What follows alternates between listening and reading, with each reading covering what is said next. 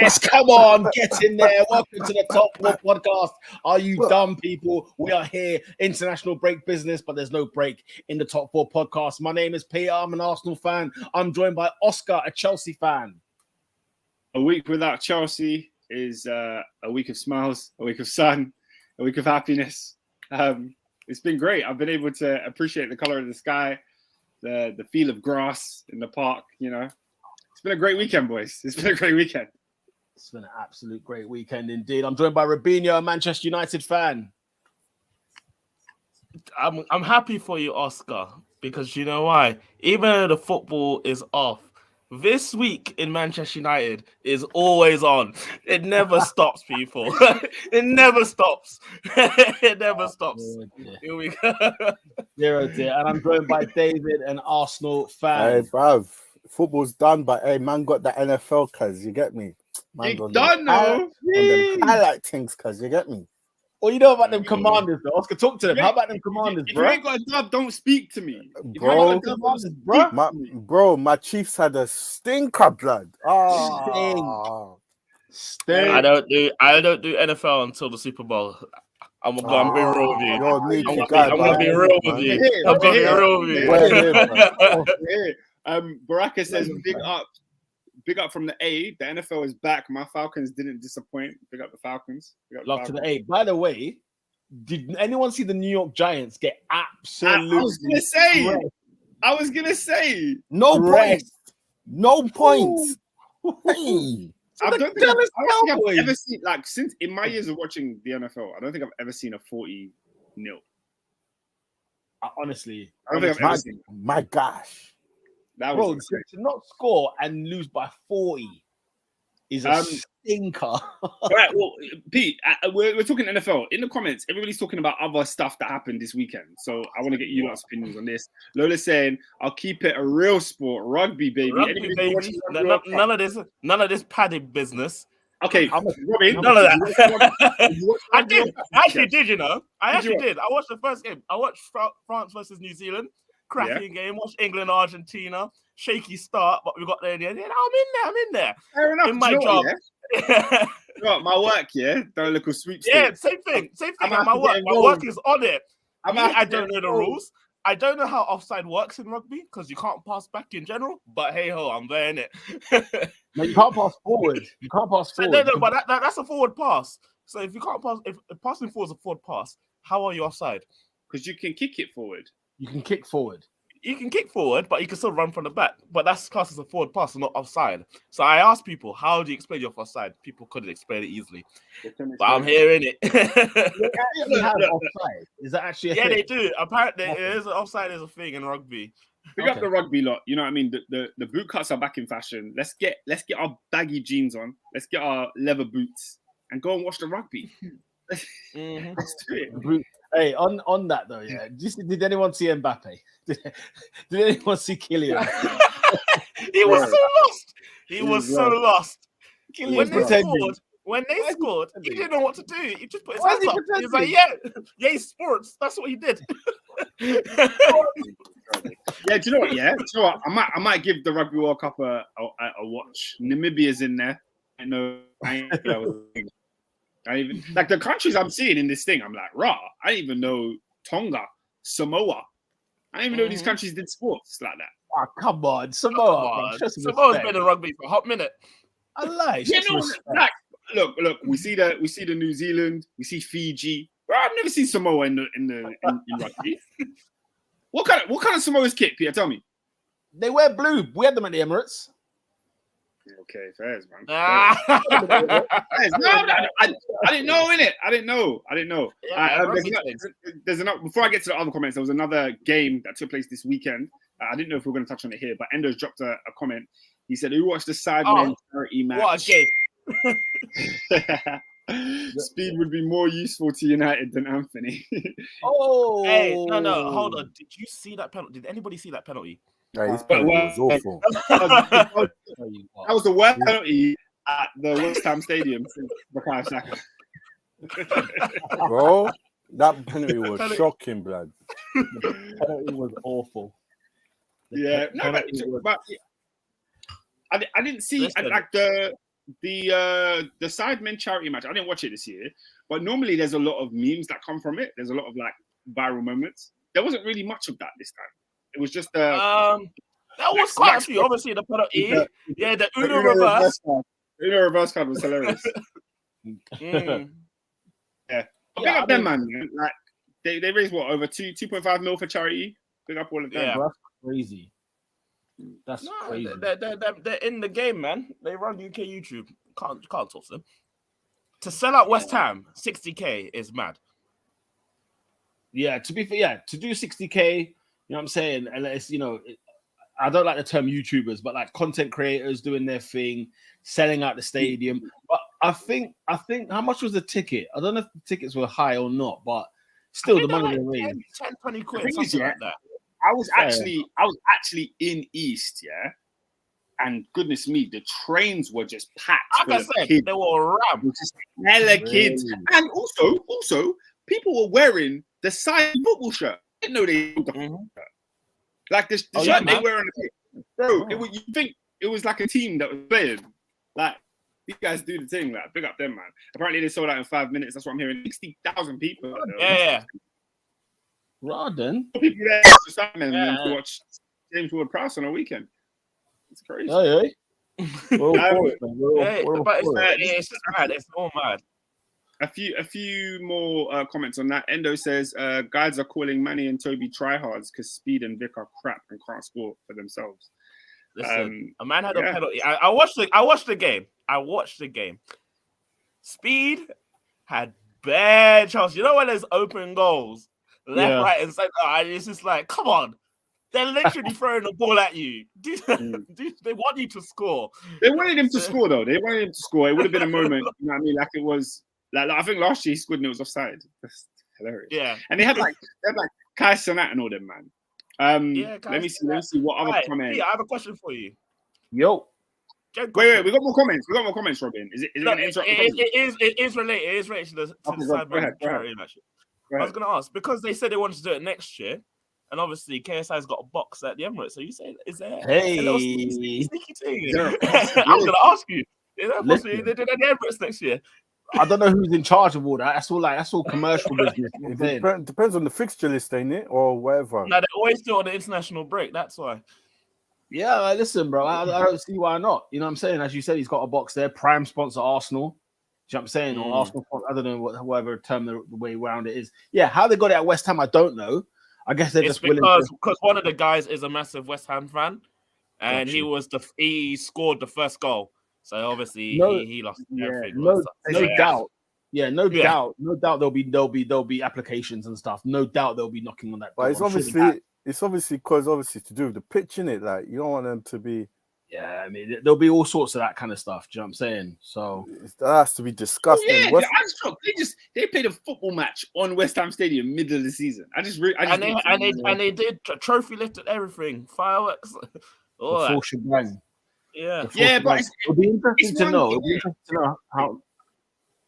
It'll be interesting to know how much money West Ham or whoever, London Stadium, whoever it is. Because bear in mind, West Ham don't own the stadium, so this is where it gets all technical. There's probably bare contracts that are taking place where London Stadium have taken some P's, as opposed to I don't know what it's like at the Emirates, but isn't there a kind of thing where when you're doing a charity event, there's like an honor thing where you just kind of you don't pay as much as you normally would?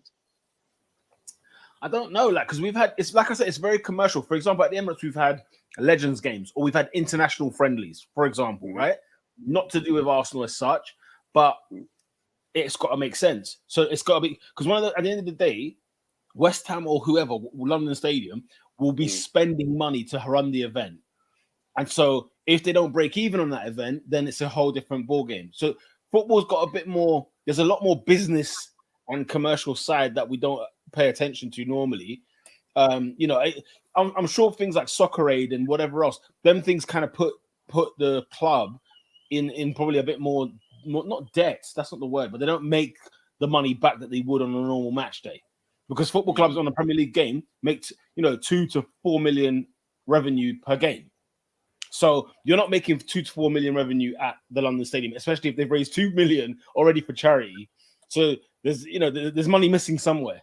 So it's but it's not money missing. It's not money missing. I think they made money back. If I'm honest. Yeah, who's they in the London Stadium situation? Who's they? The owners, As the in owners, both the owners and the sidemen. The owners of who? Of the London Stadium, whoever the it London is. Stadium. So London Stadium made money, right? You're saying, and you're saying sidemen made money. So, but of course they made money, but did not make the money that they would have spent to run the event. Does that make sense? Well, I think they get back in sponsorship. You see the sponsors that was around there. That's not like Premier League sponsors. It was all over the gaff. It was crazy. Oscar, are you messaging from Tripoli? Because the connection is way. You're back to normal now. You're back to normal now. I don't know what to do. It's just Wi-Fi. There's nothing I can do. But yeah, no, they say they want to go bigger next year, and obviously there's not many. That's Wembley, bro. I don't think they do Wembley. Yeah, because obviously international break. Or unless England, that's they have to go to Old Trafford. That's just timing, though. They could just move the time. Or just go Old Trafford, you do Wembley when England are not at home, or you go Old Trafford. I actually went to the Wembley Cup in Wembley when it was Spencer's team versus Joe Weller's team, back in the first YouTube football thing in the stadium. So that was sick. Yeah, but do you think they can sell out? I think actually, when I think about it, I think they can sell out Wembley. They can do Wembley. Easy, man. Right. But the thing is, like, they don't need to sell out. If you sell like 80,000 seats in Wembley, like that's incredible. No, but imagine they sold out 60K in 5 minutes. Yeah, so that's the thing. They probably will sell it out. Yeah, they probably will do. They probably will do. In all honesty. And also, so look, Endo says, look, England don't always play at Wembley in the international break. They're not playing at Wembley this weekend. So So Endo said Simon are bigger than where's the Scotland game tomorrow? Hampden Park, mate. Hampden Park. Oh, so England are away twice. Yeah. Raw. So they could have done Wembley comfortably. Let me run up the comments and then we can get started. Shout out David and Tahar. They're just saying big up top 4 in general. Tahar says Chelsea didn't lose W weekend. Of course. Endo says big up you lot. I watched back last week's ending like 10 times. Man, my running for the bus question got you guys laughing like I've never seen. Oscar and Peter were gone. Fair enough. I need to watch that back. I don't even know. I don't remember being. Do you know what's the funniest thing? I actually ran for a bus on Saturday, and I was just like, I made it. I'm not getting cancelled by load now. Was you panting though? Was you panting? No, I weren't. I was going to get a trim, so I got off at Kilburn, and then I saw the 316. I was like, I can make this. I can make it. That's funny. From Kilburn. Nah, I'm always walking it. Yeah, from Kilburn Station. I'm a walk. The thing is, every time I get to the barbers though, bruv, the sweat that comes down afterwards, boy. After that walk, that's crazy. David says autumn starts Wednesday. A lot of people are talking about the heat wave. Bro, the heat wave is gone. Big man. Normally a summer guy. Bro, the past 2 nights, flipping neck, blood. Trying to catch sleep in man, this they were heat, complaining about sun. They got the sun in it. Guys, let's just be serious here. Yeah, the sun is an amazing blessing. Right, we're very, very happy to have the sun. It was great. Sleeping was a little bit difficult, but I'll take it all day. I will take it very much. Bro. I will take it all day. Ban that sweating, bro. Bro, you know what you gotta do, David? You know what you gotta do, David? Turn on that fan, okay? Because that fan has been on full blast the last week. Full blast. Okay? The thing is, have I turned off the fan? What I like about people in London, they do this thing where they're like, London, the sun in London is unbearable. The sun in London, it's got nothing to do with the sun. It's got to do with the fact that we don't have air conditioning. We don't condition the buildings in this country properly. So once we get the air conditioning sorted, it will feel like every other country that you go to when it's hot. Because tell them, because have you gone to America? The Celsius, the Fahrenheit is beautiful. However, there is aircon everywhere. There is aircon everywhere, in the car, in the shops, in the house, in the restaurant. This country's a mess, bro. This country's not built for cold. It's not built for heat. When are we gonna learn, people? Yeah, what's it built for? Yeah. Big up Nath. He says UK houses cannot withstand the heat.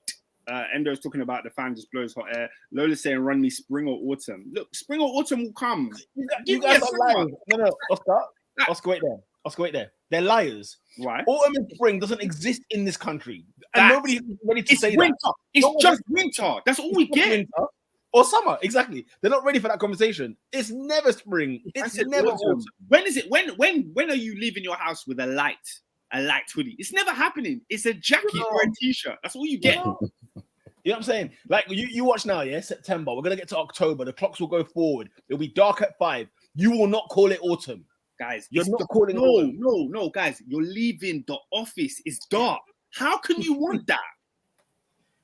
Nah, you don't make you who finishes at 5, me who finishes at 7, blood. There you go. And you know what it is? I want sun with a bit of breeze.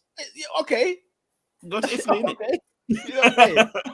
That's what we can say. It's like you want sun with a bit of heat, with a bit of wind. I understand. Yeah, man. Barack is just talking to us about his American weather. He said, we just had a heat wave 2 weeks ago and you already know that AC was on blast. Look, Baraka, I'm sure your AC was 1010 because that's how your country's built, right? It's how it's you built. Have 1010 AC. Us lot over here, we're suffering. Man.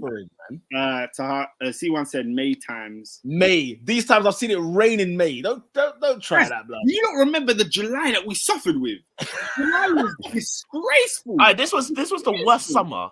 Guys, ever. It was the worst summer ever. July was horrendous, and people have the nerve to complain about a little sun in September. Get out of here. Get out of here. Last year's summer was so good. We had the summer in September and in August and in July. We had it all over. Lola says, you people don't know me. I never crave summer. Let me wear my nice coats. It's my vibe. Lola, you need help? Yeah. We're going to get you help. Okay? We're going to get anyone that identifies with what Lola's saying right now. You need help. Come to the front. Come to the altar. I'm arguing with wifey now about she wants to wear jackets. Don't say that. When we're in the house, wear jackets. When we're in the house, jackets are for survival. What do you mean you want to wear? You know what I'm saying? When we're in the house, you want all the heating bill goes up. The heating bill skyrockets. Why? Because it's too cold. It's too cold. Okay, like it's not. You know what I'm saying? Like, let's have it right. You don't want winter. You don't want it. And the thing is, we want it for one day. The one day comes and then you're done. You're like, I'm over it. You know what I'm saying? I'm over last it. summer it hit 40. Guys, people think here was hot. Guys, I went to Crete, blood. It was ridiculous, bro. 38 degrees, 40 degrees. Did I complain? Not one time. Why? I jumped straight in the beach. I went straight in the pool. I was sweating like a madman. I didn't care. Anyway, Lola says, "I'll come to the front and look fly in my coat." Well, look, because from October till May, you will be wearing that coat. You'll be wearing that coat. It's not coming off from October till May. No. We need to particularly pay attention to all of these comments we have, because if any of you say, I want some sun in my life, I'm not hearing it. I'm not hearing it. I want this recorded. When you guys go on holiday, it better be to Iceland. It better be to old countries where you can wear coats. Don't be going on holiday to no hot destinations. Go to places you can bring your coat. Go to Denmark. I want to see you in the Christmas markets in Frankfurt. I want to see you at the Blue Lagoon, the Northern Lights. You know what I'm saying? Vancouver. I need to see you there. Go to them places. Go to Toronto in the snow. Don't be going Maldives. Don't be doing that Bali. You can't. No. I want to see these man in Zurich in December. That's what I want to see. You will see cold. I'm glad we're all in agreement. This is nonsense. I must say, yeah. Guys, before we get into Oscar, before we get to the subject, I don't know why this conversation has reminded me of Saudi Arabia. Don't ask why. But did you know Saudi Arabia had a game at St. James's Park where they sold tickets for £5 each? Does anybody know how that went? Wait, is that why people were protesting? Is that what? Oscar saw the back end of the news. He was like, "Wait, what's the context?" I saw that there was some fights outside the stadium. People were going up there protesting the sound. Yeah, protesting bad things. I just thought it was just a normal protest. Wait, No, yeah. who had? Wait, stop it.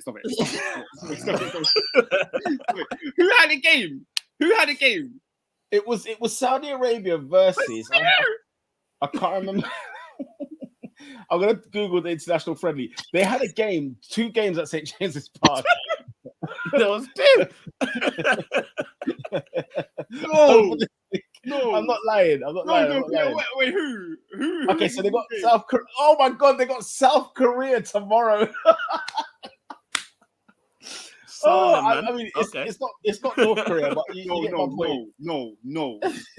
KSA versus South Korea in St. James's Park. Frankie, they played Costa Rica the other day. It was Costa Rica on Friday. They got battered 3-1. It was Costa Rica on Friday. I'm trying to think who knows the attendance. Bro? That's what I want. I want the attendance. If you don't know who went. Who went? What? Who? What does that crowd look like? I don't know. They sold it for a $5, man. Yeah, they sold it for a $5. I ain't going. People went. I have no. What was the game? It was Saudi Arabia versus Costa Rica was on Friday, and I think tomorrow they got South Korea. Tomorrow they got South Korea at the Parc de St. James's. Yeah, bro, literally at the Parc de St. James's. I'm telling you, I'm not joking. Speaking of international football, yes, and did you hear about the one uncle that flew all the way to Ghana as a West Ham fan? Yes, blood. Watch Mohamed Kudus. I could not believe it. Yo, so anyway, brother, there was this one random white dude, bro. And it's like, what's he doing in Ghana, blood, watching this football? It was Ghana against it was, I don't even know who they played, but it was like one of those games where like you have to be invested to even bother going. And he's only because he's a West Ham fan. I said, yeah, I'm West Ham fan. You turned up in a West Ham kit. You said, up the Hammers. I'm here to watch my boy. Yo, Pete. And it's not like he's anyone. It's not like he's anyone of this is like proper East. Proper. Doesn't know any. Doesn't know any Newham. You know them, he's from Newham, blood. You know them one. This guy's straight out of Newham, boy. Yes, Dave. Apparently, it was less than. It says 20,000, but apparently it was less than 5. Oh, that stinks. How was there no coverage of that? I need to find that out. But I need to find out how is this? There's too many comments to read all out. We must get started. Oh God! I'll tell you what. Lola, I see no comment. Do you know what? Lola, what's Lola doing? Lola wants to have her cake and eat it too. Wear coats in England and do beach life in Bali. I got money. You can't tell me what to do. All right, Kanye West. Flipping out. Oh God! I'll tell you what. Yeah, these international breaks, guys. I don't think you realize. I knew this pod was going to be funny today because it's little things like this. We can talk about little pinpoint topics, whatever. Guys, just to let you lot know, it's the call-in show today. So at some stage in the show, we're going to be throwing the stream, throwing the code, throwing the link in the chat so you lot can come and join us. Okay, but we're going to get through a few bits first and foremost. Lads, England 1-1 against the Ukraine. Lines on the shirt.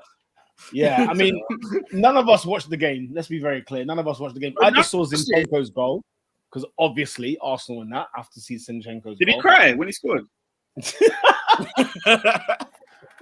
I'm asking. Wow. I didn't see the game. Is that what we're doing? No, I'm sorry. I didn't see. That's the. Aye. You see that goal though. We'll get into it anyway. But yeah. Well, bro, I'll be honest. All I watched was all I saw was Zinchenko's goal.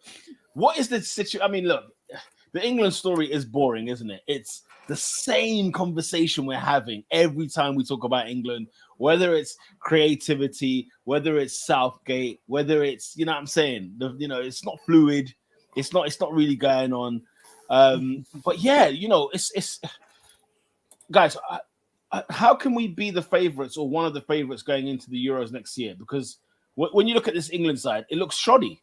It looks I keep absolutely it shoddy. very simple. We have one of the best players, England generation, in a very long time. Our manager sucks. As in squad. The squad. Yeah. Listen, Our manager sucks. hold on. Simple. Here's what we have here. In I goal, asked them, Lola. Ask them. in goal, we have a man who has conceded 8 goals in 4 games. Yeah, is it 8? Yeah, 8 goals in 4 games. In front of him, we got a man who has not. He's only played 23 minutes of football. Yeah, and then in front of him, we've got a guy who's gone all the way to the other side of the world to play nonsense football.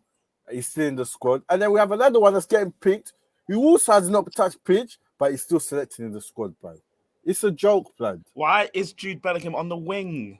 Why are What we is he doing doing? this? I heard all of this information secondhand, and I was just like, no. What are we doing, bro? Listen, England can go far. Jude was out on the wing like somehow Sully. And at some point, we need to discuss football because, goodness me. I haven't seen it yet. I haven't seen the last. What are you not doing? I have a job. I have a job, man. You the only one with a job? You the only one with a job? My job includes nights, so I have not actually watched it. But I've seen the spoilers. I've been spoiled, so I don't really care that much. Yeah. Lola says football is honestly simple sometimes. Rashford, Harry Kane, Saka. Simple front three. Simple. Adrian said we're starting in the wrong place. I want him to tell us what place we should start. I mean, like, the thing is, there's got to be more to it than what meets the eye. Like, it feels so dumb that there's something else going on. Surely. You know what I'm saying? Yeah, I work on weekends too as well. So don't try that with me. I have a job hype. That's crazy. I've been spoiled. This is so Adrian. The point where Adrian wanted us to start was he said the game was 1-1 and Hendo's on the pitch. Like you're 1-1, you need to unlock. You need to, the matter of fact that Hendo was even contention for the squad. How old is he? Okay, question. Oh, there you go. No, because I've heard a lot about Hendo and I've heard a lot about, you know what I'm saying, how is he getting picked, blah, blah, right? And I'm of the opinion, personally speaking, yeah, it don't matter where you play. Personally speaking, if you're playing good, I think you deserve a little nod. You know what I'm saying? I think you deserve a little nod. But there's a lot of people that are like, look, he's gone to Saudi, them way there. He shouldn't play for England again. I'm thinking, well, it's not quite as simple as that for me. Is he the best at what we have in playing in the midfield? By the way, England are, what's the word? It's a famine in central midfield. It's a famine. They've got to go and literally look at the championship. Yeah, you have to read Adrian's comment. He is 33, had a horrendous season last season, and I can hear his voice. In Saudi Arabia. You can hear Adrian's voice. Saudi Arabia. Yeah, he did mention it last time. Yeah, he did mention it before. And the thing is, yeah, so Peter, he was costing Liverpool what? What was it? He was. What would be your midfield three then? Just for you guys' opinion. I don't think this is by any stretch a perfect midfield three, but it would have been what I would have done on the weekend against Ukraine, and probably what I would have done against Scotland. So I would have gone Rice in the hole. I would have had Bellingham sort of like the one next to Rice, and then would have had Maddison. Yeah, Nathan's just come and said the same thing. Yeah, Maddison or Rice, if not Maddison, Rice, Phil Foden. Maddison. Yeah, you've got Foden there. Let me get all of your opinions. I don't think that's perfect. I don't think that's a perfect midfield. I don't think I can win you tournament games. But to beat Ukraine, it's going to do the job. Let's get all of your opinions on this because it looks leaky. So far, what I'm seeing with those three, there's not enough backbone in there. But carry on. You guys go. Give me your three. And obviously in the chat. Lola says the same, but she's got Maddison, Foden, or even Eze, who's also in the squad. Listen, Rice and Jude are your back that protects the defense. I need Jude going forward, bro. What are you talking about? Yeah, it's Oh, then put Maddison then. Jude has to go forward, surely. Yeah, but the thing is, Jude's best attributes are served right next to the striker, or even in that false striker's position, because he's good in the final third. Let's call it a spade a spade. However, England don't have that one person that can sit next to a DM. In the tournaments prior, we've used Calvin Phillips. I mean, we do, but he doesn't play. Exactly. In the tournaments prior, it's been Calvin Phillips. So this is why Henderson is playing in that role, because he's the one guy that can do it. And it's really, really shameful that there's no midfield. Like your guys, like your Oliver Skips and all these guys, they must be fuming because you're just not good enough to play for England. But the position is calling out for you. We need someone who can play your role. Yeah, it's sad. I mean, what does Longstaff and Willock have to do to get in this side? Be good players. Willock and Longstaff. They've been brilliant for Newcastle last year. To the point about... You love Longstaff. Neither of these guys start in Newcastle's midfield. What are we talking about? They don't right now. But listen, to the point AD said, look, Henderson was costing Liverpool, right? Okay, let's have... You know what I'm saying? I'm not having... By the way, let's be very clear. I'm not having Calvin Phillips. We can't have Calvin Phillips. He's not playing, bro. He's not kicking ball. He's not kicking ball, bro. He's not kicking ball, blood. You know what I'm saying? Like, just go. Listen, even if you get, I'm looking at Newcastle, who had 2 English midfielders last season, all season, and yet they're not even getting a sniff. They're not good. You know what I'm saying? So that's bizarre to me. Now you look at the rest of the division, right? In England, where you think, name me the top teams. Who's got the English midfielder in there? But like, surely, even though they might not be to your taste, did Ward-Prowse make the squad? I don't think so. Do you know what I'm saying? That's a bit of a howler. Did Jared Bowen? The squad had some eye-opening omissions. I don't think Bowen is in it. I don't think Bowen was in it. I don't think he was. I don't think he was. The squad had some eye-opening omissions. There was no, obviously no Raheem Sterling, which was a big one. So yeah, like. I mean, Adrian said Willock is fantastic, but then Endo said Longstaff. Listen, Sean Longstaff was one of those players. Like he wasn't glitz and glamour. You know what I'm saying? You all looked at Bruno Guimaraes and even looked at Willock more so, but he was shifter. You see England, yeah. We need to. You know what? We need to. I ain't calling skip over Hendo though. Louder. I'm not having to skip. We need to move away from this glitz and glamour thing, bruv. Can the guy do the role that you want him to do, bruv? That is it, man. Forget, he plays for Arsenal, West Ham, he's in Champions, he's Europa, he's in the Champions. Bro, can he play the role, blood? And what's ironic is, wasn't it Southgate who said, I'm not going to be picking players on reputation? You come out the gate saying that. He said, no, and he uses it as a stick to beat certain players with. He always says, oh, if you're not playing for your club, then I can't pick you. Like, but then he'll do it. Like he'll pick Foden when Foden's not playing for his club. He'll pick Maguire. He'll pick Maguire when Maguire's playing. Maguire has got more minutes in an England shirt than I think Ian Wright ever did. It's a freaking scandal. But Maguire's been a great centre back for England. Bro, he's not playing, bro. How can man still come and you can't? You can't say I won't pick players of that if you don't play for your club. And then we have 2 players that last season. But this is something that we've known about Southgate for years. So it's been one of those things that I've just eradicated from my memory that he even said that, because it's not. He's got his favourites, and I wish sometimes managers would just say, I like the way certain players play, and I like the way certain characters are off the pitch, and those are my favourites, because it's clear he likes Maguire in the squad, he likes Calvin Phillips in the squad, he likes Henderson in the squad, so he can. And do you know what? We're not winning anything, man. So forget about 2024. We're not winning jack all, blood. I don't know. I was having a conversation. We are not doing it, bro. I had a conversation in the barbershop, and I said, listen, let's look at Euro 2024 and who are the big teams. England are one of them. Let's keep it, but squad-wise, they are. Big man. But, go on, who's the top 3? Who do you reckon the top 3 is? Or top 4? England, Portugal, France. It goes France, England, Portugal. Guys, you're forgetting about these Spain. You got Spain in there. You got Spain. You got Get Croatia. Spain out of here. Get Spain. Spain are not in the top 3. Sorry. No. I'm saying top four. If you're saying top four, then you probably say Spain. But no, I'm, like after like bro, France and England. Really? Are England really second though? Are they really second though? Tell me in Europe, yeah. Tell me another team that should be finishing above England. Guys, we're not looking second, bro. No, but it's not even. We're talking squads, not the manager. We know who Southgate is. We're talking about the quality of the squad. But look at us struggling with the midfield. We're struggling to even say who the central midfielder should be. But we can struggle for every nation. Like, I mean, Spain's best midfielder is what, 19 years old. So, like, what's it called? Did Italy qualify? I remember there was some scandal. No, they might not be qualifying because they're in our group and they're sitting third behind Ukraine at the moment with 4 points.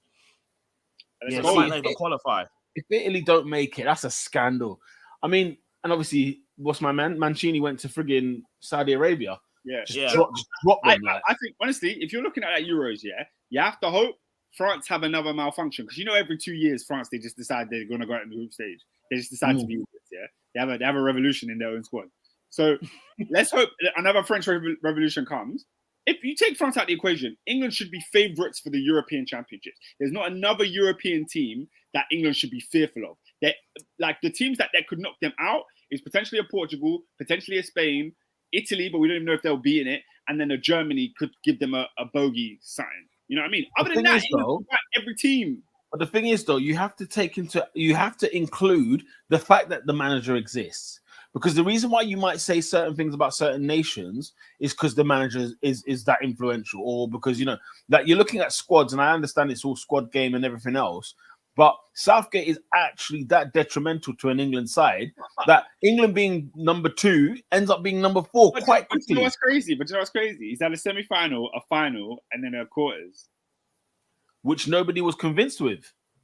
Bro, you fumbled the final. That's the weird thing is. People were not, like 2018 when he was his first tournament.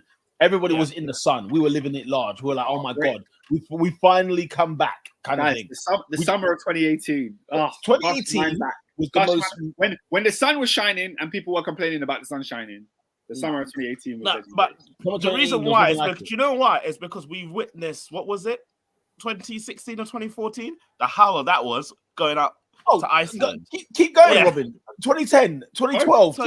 Yeah. The howlers and that one. So everyone was happy. Before Southgate, we actually made progress. Before Southgate, England were not just disappointing; they were pathetic. It was like they were pathetic. Now you go out to France in the quarterfinals. It's disappointing because you missed a penalty last minute. But it's not a pathetic showing. It's you got to the quarters. You lost a good team. Yeah, England were pathetic before Southgate. I'm sorry, but bro. But then also you have to look at the other things. Look at the routes that we've taken to get to those. I don't care. I don't care. Yeah, it's tournament football. It's tournament football. But bro, the repetition is when it comes up to big teams. When the creme de la creme arrive, blood. Yeah. Are you about that life, blood? 2021 was it? 2021 that final. You had to step on their neck, blood. Yeah, you had them well running. You failed. You didn't do it. What was the next tournament? World Cup. It is what it is, bruv. We had the chance to equalize. My man fumbled again. Step on the neck. You're right. Bang on, bro. Come on, man. The thing is, as well, David. Yeah, a team like France, right? When it came to the World Cup final, for example, we watched players become the managers on the pitch. Where even when the backs were against the wall, they went and turned it around, brought it back, lost some penalties and whatnot in the end. All right, cool. Well, I can accept that. You don't even need the manager anymore. So I'm honestly speaking and saying, you know what? I'm looking at these England players as well as Southgate, because the England players need to also now be held accountable too. Because if you're always going to semi-final, quarter-final, or final and you're losing, then something else is going on too. It can't solely just be Southgate. Because we've got to give him the credit that he gets them as far as he can. But sometimes the Kanes of this world and the Rashfords of this world and whoever else is experienced in that side. Why man think about Rashford? Because he's experienced though. Rashford, I'll be honest with you, Oscar. Rashford is kind of like, we shouldn't just give him a bly. Like he's part of it. He's part of the setup. He's part of England. He's, when you think of England, you think Harry Kane, you think Henderson, you think, Maguire, Pickford, you think Rashford. Those are players that are always there, they're constants. So they have to at some point look up and say, do you know what? It's time for us to take this game by the shoulder, scruff of the This neck. is also true what Lola What says. do you- Every quick, time. So in your lose. point, what do you say to Lola's point just here? She says every time England lost in the finals, semi-finals, or quarterfinals, it was tactical nonsense that killed them. I would agree with. I agree in terms of in 50% of that. Yeah, I agree 50% that listen, tactical situations cost you. But even like I say, like we watched France against Argentina in that final where they decide the players themselves just decided we're not going down like this. No way. We're going to take this to the next end, right? We're going to go further than Argentina had the same thing. Argentina earlier on in the tournament, there were moments where was it Saudi Arabia that they had lost to, or they were goal down to, and at some point Messi picks up the ball and says, "Listen, it's time. What are we doing?" So at some stage, you got to look to your players. It's once you cross that white line, we can talk about tactics and everything else. And I agree, if you set up the team wrong and they get beat, they do get beat. But there are times when David's just mentioned there, we've had teams on the neck. We've had teams on the floor ready to be killed, and we didn't slaughter. That's not just tactical. You have to put that as well. If you want to blame Southgate, you can in terms of the way he approaches matches. But when the moment comes, when it's time for you to kill and you don't, I look at the players. I look at the players on that situation. So in your mind, then, yes, where is England for the Euro? Semi-finalists. So top 4 then. Yeah, top four. Who's better than them? I'd say France and one other. I can't tell you who the other is yet. Because you know what it is, Robin? Sometimes it could just be somebody as sensible as Croatia and they knock you out in the semi just because they've got the brain. Yeah. They're just clever. Croatia just has the brain, yeah. Exactly. You know what I'm saying? Whereas player for player looking at it like, Brozovic, come on, let's deal with this matter. You know what I'm saying? Let's deal with Perisic and them man there. But it's the brain. You need to have the football IQ. It's not just about skill and technique and character. England's biggest problem right now has been for the donkeys of years, character. Does it have it? So what you're saying is that the players need to say, Southgate's a moron. Let's do this. Thank you, bro. Like when you're on the pitch, somebody needs to take charge. You know that was there because what's funny about Southgate? As much as you can ridicule him, he's gone to the semi-final. He's gone to the final. So he's got them to a place. You know what I'm saying? Where it's like now it's time for the big. Like nobody rates Deschamps here. Don't lie to me. Nobody here rates Didier Deschamps. If he got sacked tomorrow, not one club is looking for that guy. Okay, because he's got the ballers on the pitch to do the damage. He gets them there. He brings them to the promised land, and he lets them do what they have to do to secure the bag. You know what, though? Because you know what? It's more unfair because France has what I like to call a generational machine. For sure. The amount of ballers and talent in that country is unreal. That you don't really need to manage. Kind of like a PSG thing. You don't really need to manage. You just need to put them there and there. I agree. But he's won a World Cup. Let's keep it up as well. It says, I hear Peter on is taking over. England boys need to stay once in a while. Southgate is an idiot. Let's start. Adrian says, better manager gets better results, but key players are out here missing penalties. International football is a moment's game, and I agree with that. Lola also says England don't have a prick in the team. You need one or two of them. Yeah, man, I think if you ask me where I think England are going to end up next tournament, I can't confidently say that they're going to win it because I just don't believe they have that bite in the squad. Like there's that missing edge. Like they've got a really good squad, real good camaraderie, real good talent in there, great pieces. But But can they get to the final third and actually pull the trigger when they need to? You don't believe in them. In the meat of the match, oh gosh, yeah, wow. He's loving it really. Yeah, man, he's loving it really. Hey, I blame Dame, not Dame Dash. Yeah, I blame Dame Dash. I blame Cameron. I blame Mace. I blame Young Spray. We need to just be able to talk, and not be worried of pauses every 5 seconds. That man, there are kids' blood. Nah, do you know what? Everything's a pause with them, man. Especially the young. I watched the Young Spray thing. I was like, do you know what, bro? You're a big man, blood. Like you're a big man, blood. You know what I'm saying? Anyway. And it said meat of the match. You're going on. But you know what I mean? Like when it comes, like for example, when that England-France game came to that point where Giroud scored the header and it's crunch time, it's like, yo, you need somebody to step up and win you the game. Yeah. You know? You got yourself a penalty. Harry Kane skies it. Simple. Lola says, sorry, Kane with all the ability is a loser of a captain. First of all, Harry Kane being England captain was never a good decision in my eyes. She says Saka is a G, but a sweet boy. Yeah. Talk about Saka. Don't be giving a half compliment and half. You know what I mean? Rashford is another nice guy, and the other guys who have chest don't get called up or are punished. What are you saying? You want Tyrone Mings in there, yeah? Allow it. But you know what? It's a good point though. Like, who should England captain be? I always thought before this tournament, I've always felt like England captain should have been Jordan Henderson. Jordan Henderson was winning the Premier League with Liverpool as captain. He won the Champions League with Liverpool as captain. How do you step into England and a player that has won nothing is captain ahead of you? It never made any sense to me. It's telling you, yeah, for real. No, for real. It never made any sense how Harry Kane was. I think it was because it was like, the whole next gen, blah blah blah. Like, Bro, Henderson was winning the major trophies as captain. It didn't make sense. I mean, like, if Hendo got the band now, would you be mad? Yeah, I'll be mad now because he shouldn't be playing. I'll be mad now. He shouldn't be in the England team. In my opinion. And I think people would have argued that the last tournaments he shouldn't be. He didn't play the last World Cup. It was Phillips. Yeah, he didn't play. He didn't play the last World Cup. So yeah, people could argue that maybe he got into that stage too late for his career. So which one now then has who's got the fight now? Kane wasn't even Spurs captain, but he was captain of England. That's crazy. Yeah. That's crazy. That's crazy. Yeah, it's true. Like it. But I look at the squad now. You know who my thoughts would be, and it will cause friggin' pandemonium over here. What? Like, Deku? Huh? Deku's? Nah, not yet. What? It's too big for him. It's too big. I don't mind him. Declan Rice should be England captain. Yeah, why not? Okay, I just think it's too soon. So who give it to him. Maybe next tournament, I'd say. Yeah. Give it to him, man. It depends, guys, because there's your argument about he's not going to be the captain of Arsenal anytime soon. So how does he become England captain? No, but because to your point about Kane, isn't it? But Kane has never been a captain. Declan Rice has won a European trophy for West Ham United as captain. True. And as captain as well. So yeah, we know Declan Rice is a leader. We know. Can I ask you a question? Can I ask you a question on Declan Rice? Do you not believe it? What? Like, do you believe it? Like, do you believe it?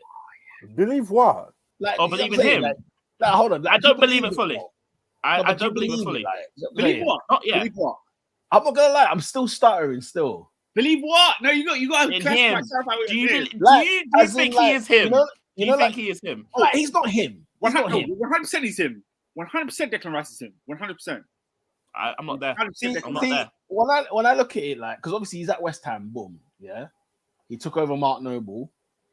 Like, Mark Noble he couldn't bench press at England. You know them ones. He can bench press at West Ham, same way Rice can. But like, I don't think he's ready for the bench press yet. You know what I'm saying? We'll see. We got Champions League. I don't think he's ready yet. He's 24, 25, whatever.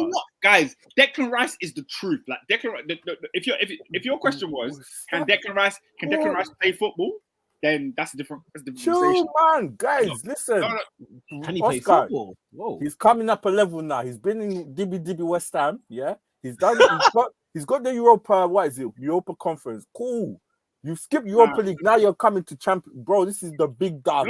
You're not hearing what I'm saying.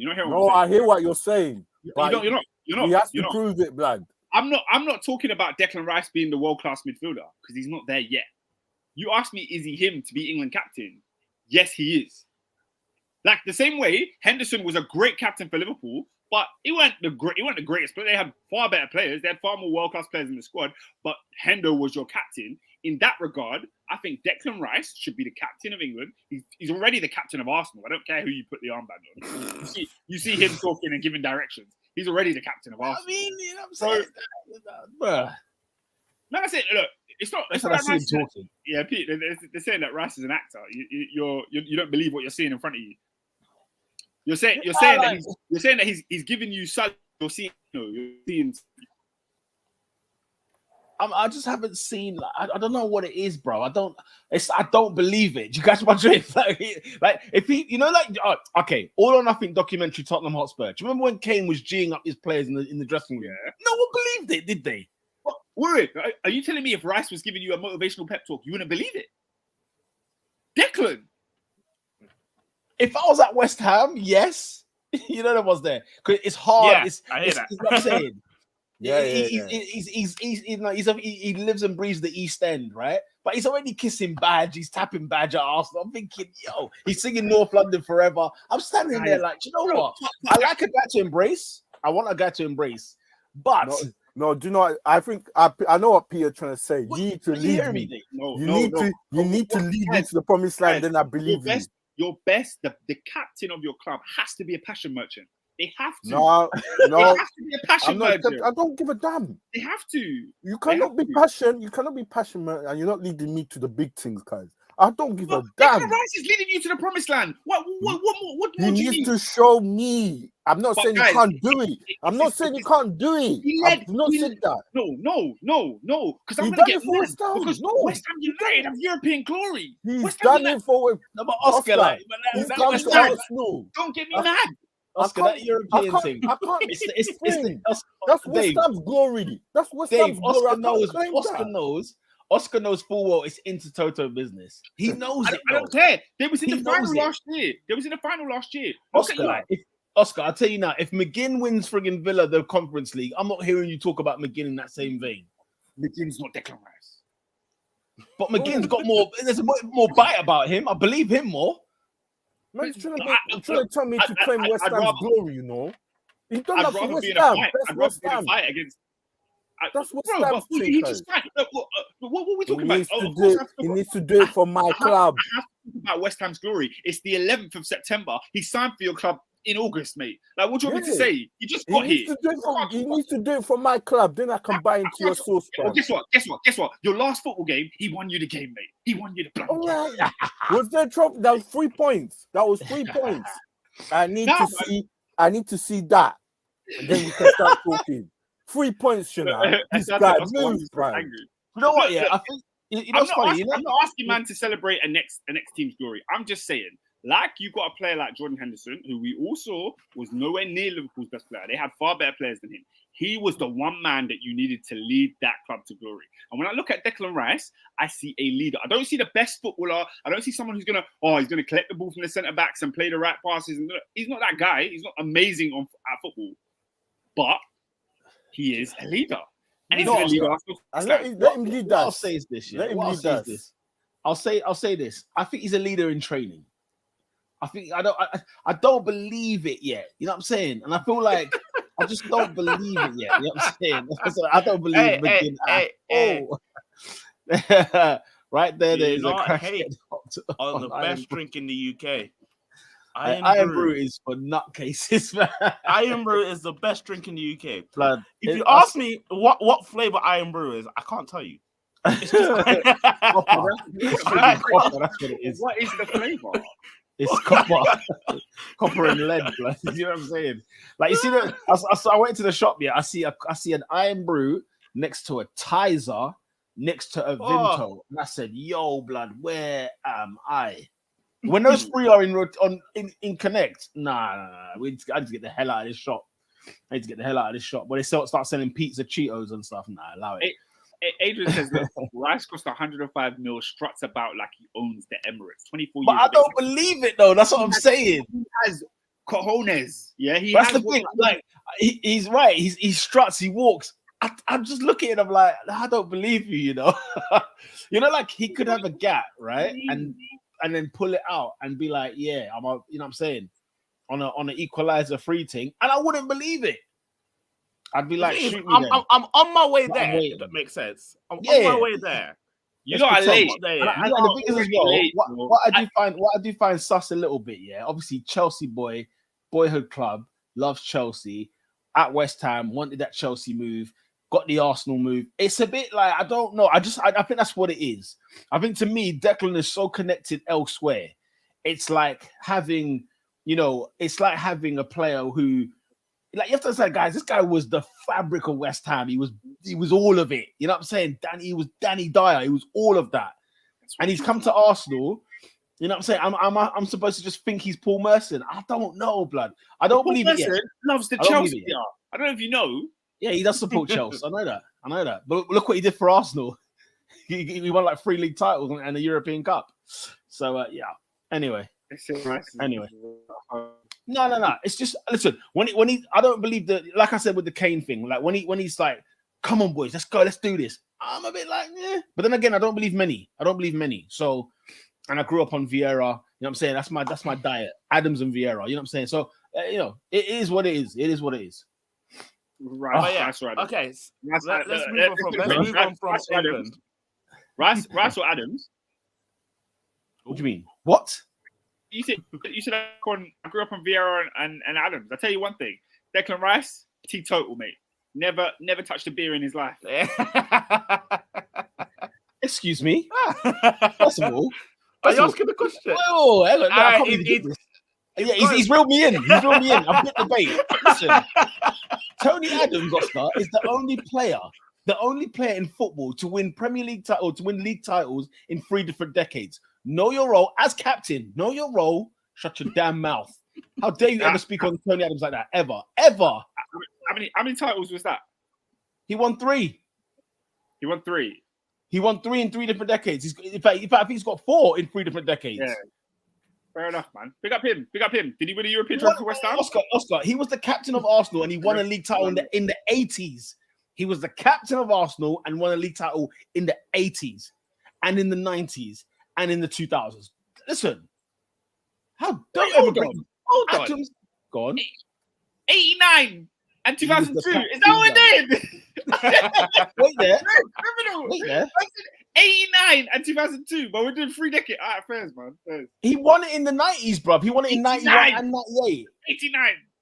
89, 91, 98, 2002. You understand that's 4 titles. You are factually correct, but the way you phrase that sentence, if somebody didn't know the years, they would think it's a little bit different. No, why would they think different? No. Take what I said. 3 different decades. Trying to say that he played 30 years of football. That's what he's trying to say. 30 years. That's Tom Brady. Bro, he was captain from 87. You know what I'm saying? Like, do your research, cuz this guy was in the pen. He's in the pen. All I'm saying, Declan Rice never drank a beer in his life. Never drank a beer. Good kid, that boy. I don't believe that. He was at West Ham. I do not believe that. He's never drank a beer in his life. I'm struggling with that one. You ain't done your research. You ain't done your Googles. You're just talking. You ain't done your Googles. You don't know the character of the man. You don't know. There's a Stella in his fridge, blood. I'm sure of it. Adrian said no, you're taking Peter's words out of context. Look, Peter's words were factual. This is like when Lola said Saka was 21 and then he turned 22 the next day. It's factual. But guys, like, come on, let's keep it a stack. He fully won an award, bruv. Yeah, young player of the year, and then bounced straight out of that category. Love it. All right. Lola says Rice defo drinks and does pills. Guys, why are you talking his name? Why are we on his name? 21. He was 21. He was 21 last week. But I'm just saying, like, he turned 22 a couple days later. Fair enough, man. All right. So from one international team to another. Let's go. Let's get into it. Yeah. Let's get into it. Oh, the disaster that is at Germany. Mr. Heinz Flick has fantastic manager. Fantastic. Is he? Is he? Yeah, but he's had a stinker at Germany. He's the first ever manager to be sacked from Germany since 1920. Are you serious? Since 1920. I don't believe you. No, I don't believe that. That's your fact. I don't believe it. In fact, there's a manager I'm thinking of right now. How did he leave on his own terms? And that man is Jurgen Klinsmann. There's no way he walked on his own terms. There's no way. This guy lived in America managing the German national side. Do you remember Germany in 2006 or 2004? Hansi Flick became the first German manager to be sacked since the role was created in 1926. Jesus of Nazareth. You're lying, blood. Wait, Robin. Jurgen Klinsmann left on his own accord. The DFB, the DBF, whatever they're called, they are a shambolic institution. How have they No. This is the one they sacked first? Does anybody know? BBC Sport. BBC Sport. You can see it right there. Wow. To be fair, 1926. Their World Cup last year was absolutely horrendous. Dire. And this Dire. year, what's the situation in their group? Are they really in danger of not qualifying? No, Oscar, they hosting the Euros. They host it, so they're doing their own thing. That's why they're playing Japan. They don't need So that to game think. is a friendly. He's a friendly. Yeah. He got sacked of a friendly. Oscar, first of Hey, all, that's Oscar, first of all, deep it. They played Japan, a country from another continent. They weren't playing qualifier. You know them way there. They've got another game, by the way. They've got a game tomorrow against Le Bleu. Good. Them man are having a friggin' laugh. Apparently, all the players wanted him going. Rudiger let that man run past him and score. No. Rudiger does that when he loves the manager. Rudiger does that whoever the manager is. He's just a bozo, all right? So nothing to do with From the reports I've heard, Robin, I don't know what you've been hearing. The reports I heard, of course, was that the reason why they sacked him before the France game is because obviously they were whistling in Wolfsburg before the game started. During the game, obviously, they were not happy. They barely sold the attendance. Now, Wolfsburg Stadium is tiny in comparison to other German stadia, right? And they didn't sell it out for a game against Japan. They're going to the Signal de Parc in friggin' Dortmund, right? They're about to go there to play against France, okay, tomorrow. And who knows, 80,000.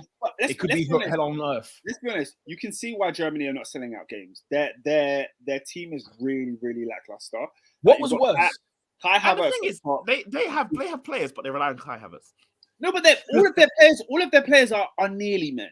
None of them are leaders. The only leader guy that you think can take them and do something is Ilkay Gundogan. You've got like Havertz and Manuel Neuer, but we don't know when he's back. Yeah, but Neuer's a keeper. Like keeper's not winning you games, so it's very uninspiring. If I was in Germany, I wouldn't go see them. I mean, it's them ones though. Like why can't you get a tournament? You know them way there. Why can't you get another tournament? See what you did. Yeah, but like, come on. They lost to Japan in the World Cup. They had a chance to rectify themselves. They got embarrassed again. The thing is, though, blood, yeah. All right, cool. The team is media, but like, I remember 2014 World Cup. I remember 2018 World Cup, man. 2018, blood, them man were dire. 2018 was bad, and it was a whole cluster, right? And yeah, 2018? I think it was Löw, yeah. I think that was his last season. It's his last one. He said he's going to walk afterwards. What did they do in the Euros in 2021? We knocked them out, innit? We knocked them out, remember? Yeah. And guess what? That's when everybody realized Germany was bad, when England beat them. Yeah. Then it was bad. Yeah. It's because they had the players. I mean, bear in mind, when did Bayern win the Champions League? 2016? 2020, mate. 2020, sorry. 2020. Yeah, 2020 they won the friggin' Champions League, right? So you thought, okay, there's a bit about them. And they took the manager that won them that trophy and took them to the national team. You think, okay, here we go. But blood, yeah, I don't know. The thing with Germany is though, like friggin' Rudi Völler is taking over the friggin' team now. Yeah, temporarily. Right? I can't lie, Pete. If they weren't hosting the Euros, I would say we should change the subject. I can't stand this Germany team. They're not good. They are horrible to watch. Yeah, they've got no ballers. Where is the German efficiency? Where is it? Where's the centre forward? Where's the striker? Bro, the only player that's worth watching in that team is Jamal Musiala, and he had a stinker. He should have picked England. England would have won the World Cup with Musiala. Well, there you are. I mean, yeah, you're right. Next year is going to be very interesting when Germany hosts. I mean, because that's the thing. Who are they? Like, if Nagelsmann takes this job, because I heard he's rumored, what they need to do is move heaven and earth and get Jurgen Klopp in now. That's what they need to do. They need to go and get Klopp and say, listen, do your Liverpool thing. Like, we'll see you in the summer. You know what I'm saying? In May. You know what I'm saying? We'll see you in May. You know what I'm saying? And get us going. Because they could, and you could do a club and manager job. Let them do a one tournament thing. See you later, mate. They will not, if they go down the friggin' Nagelsmann route, or who could they recruit, guys? Talk to me. Who could Germany actually recruit right now? Name me some German coaches. Huh? You lot are struggling. There ain't any, bruv. Struggling. Because we thought Hansi was the man. We thought Hansi was supposed to be the man, homie. Ralph was fully Austrian manager. Oh, is it? He's not gonna do it, yeah. What, Ranier? Nathan saying the man are asking LVG. He also says him and Verts are the only good thing about them. I don't know whose him is. Yeah, Maybe Verts is like a good starlet coming through, number 10 kind of position. Thing is as well, like you know what's funny, yeah? Like, if I would love to see, listen, Van Gaal has to take that job because I need the banter in my life. I need him. I need the press conferences. I need mean, it all. have you not seen his press conferences for the Netherlands? He's still berating Messi. Thing is, but he's not the manager now, though, is he? He's at Yeah, he is. He's I thought it's Koeman, ain't it? Ronald Koeman. No, still Louis. Still Louis Van Gaal. He's had like 4 jobs there. Yeah, I know. If it's not LVG, it's yeah, exactly. Yeah, it's a bit of a rotation there, isn't it? Or don't forget, and yet they don't want to get it. What's his name? What's the Chelsea brother? Hiddink. You know what I'm saying? They don't want to get him in. You know what I'm saying? But yeah. Anyway, so it looks like Mr. Heinzie Flick is on gardening leave. I'll tell you who else is. Shall we get onto it, lads? Shall we get onto it? So, whilst Man United, as Robinho has mentioned, whilst Man United have not been playing football on the pitch, there's been a lot of tippy tapper outside the pitch. Robinho, we first had Jadon Sancho. We spoke about him briefly last week, and now we've got another situation here. This time involving and United are recovering. United fans are recovering from Greenwood, and now we've got Antony. So, so it's you guys are like the Dallas Cowboys of football because there is always something with Man United that happens off the field that is always interrupting your season, that always affects the season. Honestly, what is going on at Manchester United, Robin? This week at Manchester United. What do we do? What do we talk about? That's a segment altogether, isn't it? That's going to be like a show. This week, this is weird, Like, it's not like if what happened with Greenwood where there was video evidence, all that stuff. Like, out of the blue, we've had 3 women accuse Antony of sexual harassment. Rah. Oh, what happened there? What happened to you? When you said it, I heard it and it shocked me like I didn't already know. Okay. I was thinking, did someone hit you? I don't know. But the thing is, the whole accusations, he's done a video saying that he's adamant that he is innocent and people are trying to prove his lives, blah, blah. Today, we got a transcript of someone saying that, I'll go into interview, but he's innocent. If you look at the transcript that came out today, it was just like, what's going on? Yeah, so Lola, 1 minute it's sexual assault, like he's saying that he's been touched and he didn't agree. Next thing, it's domestic violence. The story is not straight, it's not clear. And that's why when it was with Greenwood, it was like, okay, this is mad. But with this one, it's like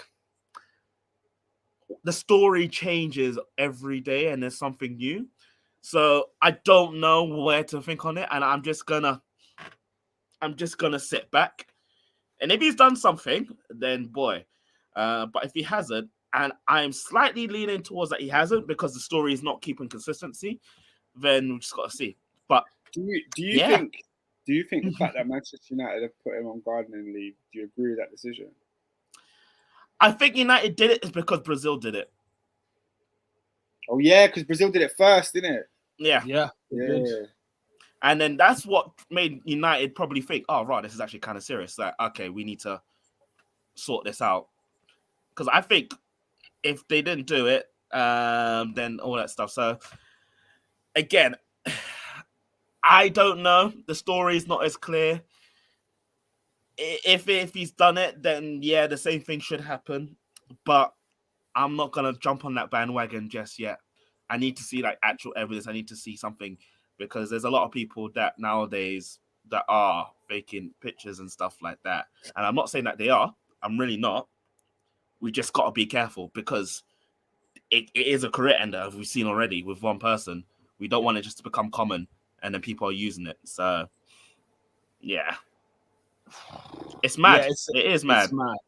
It's one of those ones where I question the timing of it because from what I read, it was from last year, and the woman was also pregnant at the time. You know, there's all that. Obviously, information will be pouring as time goes on, because as you said, the story just seems to change because you don't know whether to go from here to here. Is it this abuse? Is it that abuse? I mean, Man United's statement was quite weird, and I like to beat Man United with any stick as much as I can. They put out a statement where it was like, we do not condone any abuse and stuff like that, and I was like, of course, you want to hear your club say those things, but it kind of made it seem like, it's almost like now he's guilty until proven innocent. Because for them to come out and say, look, Antony's going to be on the sidelines for a while, we're not going to bring him in straight away, and then the next paragraph being like, Manchester United does not condone, abuse or I mean, it kind of sets him up. It set up Antony in a way where it's like, and whether but then he came out with a statement himself that he said that he agreed with the club to take the time out. So taking the time out is not an issue. Taking the time out is definitely not an issue because of the investigation. That's fine. But I think the fact that United, it's the second part I'm concerned with, where they said we do not condone abuse. They kind of mentioned like what they don't condone. I think they also did that because of the backlash and all that stuff. That's the accusation. The thing is, that's the accusation. Yeah. If you're putting someone on gardening leave, then you have to state why you're doing it. And they're doing it because look, there's investigation going on for these particular topics, and we are not standing for those topics. So if he's guilty, then we're going to deal with it. But till that point, I wonder if United's stance would have been that way had they not had to go through what they went through with, for example, Greenwood. And I just feel like maybe they're just thinking, look, now we just need to frigging get rid of this nonsense, yeah? Whenever crap comes at our door, we need to just get rid of it as soon as we can. And I think with this one with Antony, it's done. It's like that. It's like, we're not going to be dilly-dallying here. Now, if he's proven to be convicted or whatever the case may be, I think United will terminate that contract swiftly and be like, we do not need two cases on our hands where we're trying to work out where they're going to be playing football. Will it be in Manchester or will it be elsewhere? Like, you can almost see that it's going to be. I feel like they're going to be dealing with from the offset. It looks like they're dealing with Antony fast. You know what I'm saying? Where he's not even training with the team right now. So that's like, and as you say, you don't really realize it's how you hear news, like there's news all the time that will come out about players. We had that with Ronaldo, we've had that with Thomas Partey and people like that. And you think, okay, is this like news current or is this something that happened in the past? Is it what way is it? And as soon as Brazil kind of sent him on his way, I'm thinking, right then, like that's a bit quick. I'm just surprised at the speed. I think so. I'm surprised that he went and done a whole like interview. Did you watch the interview, Robin? I watched it because it was in Portuguese and all that stuff. Sure. So, and that's why I don't understand it fully, because the transcript that even came out today and the previous ones, it's like, when someone just put it in there and press Google Translate, it was one of those ones. Like, but I don't know. He's adamant. He's kept saying it that he doesn't want to do it. He's not there. He's not all about innocent proven to go. I think is always the best way to go, because you don't want to say, you never want to say you did it, and in terms of you did it, because then number one, you look like an idiot, and then number two, you've now put this guy through hell. So I think because when you look at some of the other situations, it's hard to. I'm trying to hold my laugh because it's a serious topic. I was, because Lola's comment was outrageous. But like when you look at other situations, obviously you've had Partey, you've had Benjamin Mendy, you've even had Mason Greenwood. We're not hearing from them. We're not hearing statements. We're definitely not seeing no video of those guys speaking. So the fact that Antony has been so forthcoming and said, look, this is what's happening. Man United are dealing with my situation. The police are dealing with my situation. I'm cooperating with both. So while they're running the investigation, I'm cooperating with the police, helping them get all they need. But I'm innocent. So he's coming forth and making sure that he controls his own narrative, which is making people believe him a lot more than some of the others. Yeah, it's a lot of things. I mean, it's almost like, there was a comment that was made, like a quote that was said that, he didn't realize even like his Man United career could be in jeopardy. Like, it's not even something he thought about. He deeped it on camera. He said, "This is the first time I ever thought about it. Like, rah, like I could lose my job if this goes wrong."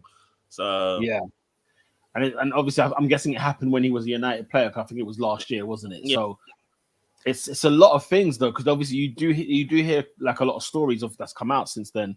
Whether it was domestic violence or whether it was sexual assault, and man. It's just So yeah, I'm holding my breath. I think he's done the right thing. Take the time out, and it's just we gotta wait and see. And if it comes out that he's did it, then we know the avenue to take. But I'm not gonna be like he did it because that's a man's career. Like that's a career gone down the toilet in that case. Because like Greenwood, these are players that are like hot prospects, future, are ready to take on the mantle.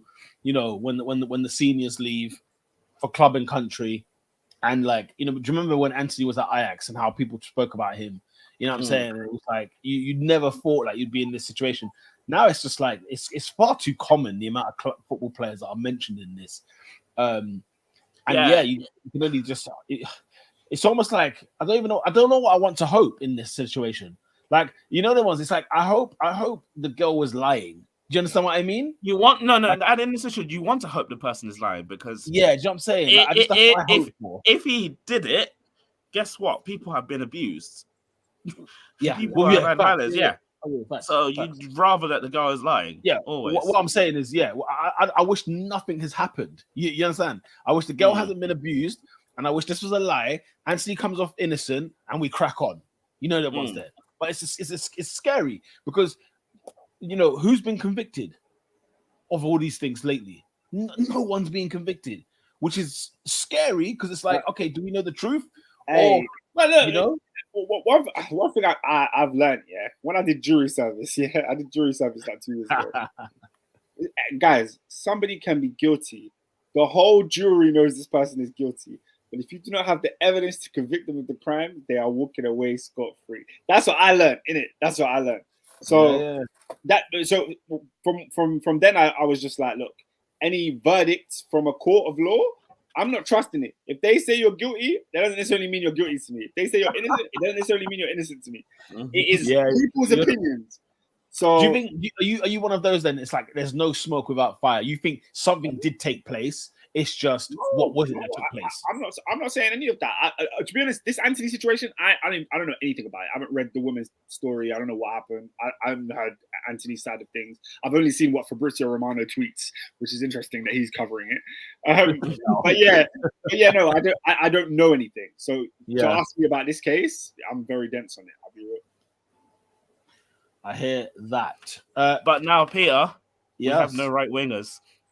The biggest the biggest guys, Jadon Sancho's tweet is still live. It's still there. Oscar, he pinned it. He's pinned it. I can't help my brother. I can't help him. I'll be honest with you. You saw me back in Sancho last week, right? Say I'm his brother. Say I'm his blood brother. Like, this is Oscar. I'm giving him a call. I'm saying, brother, listen, look here. There's no Antony. There's no Greenwood. Rude boy. This is an open goal. You have to get Pellistri. Squash your the only one. Listen, go squash it with Ten Hag. Bow down and get on that frigging pitch, okay? Because I don't care what it takes now. Because you know what's deep? What we have to deep about Sancho, blood? He's not gonna kick a ball, blood.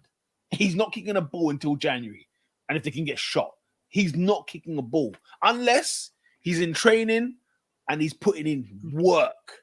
Here's another question. Work. Lola's just put Spurs to get him in January. Does anyone believe? That's what she put. I don't know why she said that, but there you go. Does anyone believe that Sancho can be resurrected? Is it? Definitely, I do. Yeah, I do. Because Oscar, in this situation, it's not. What's so funny is with the Greenwood and Antony situations being where they are, like the cloud over the club, it makes Jadon Sancho's situation so curable.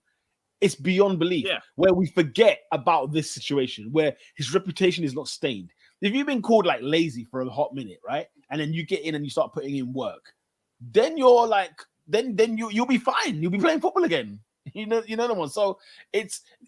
I think they will resurrect. Don't get me wrong. I think Sancho will be playing ball, and we'll get it. We'll get it together. If I see him press on, like heels in the ground, then it's just dumb.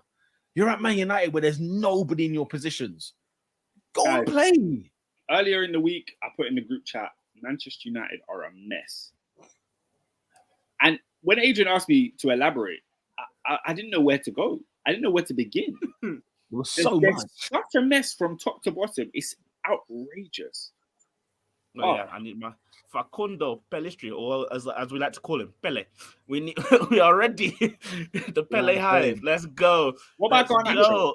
Even Garnacho. He's left, winger. He's left.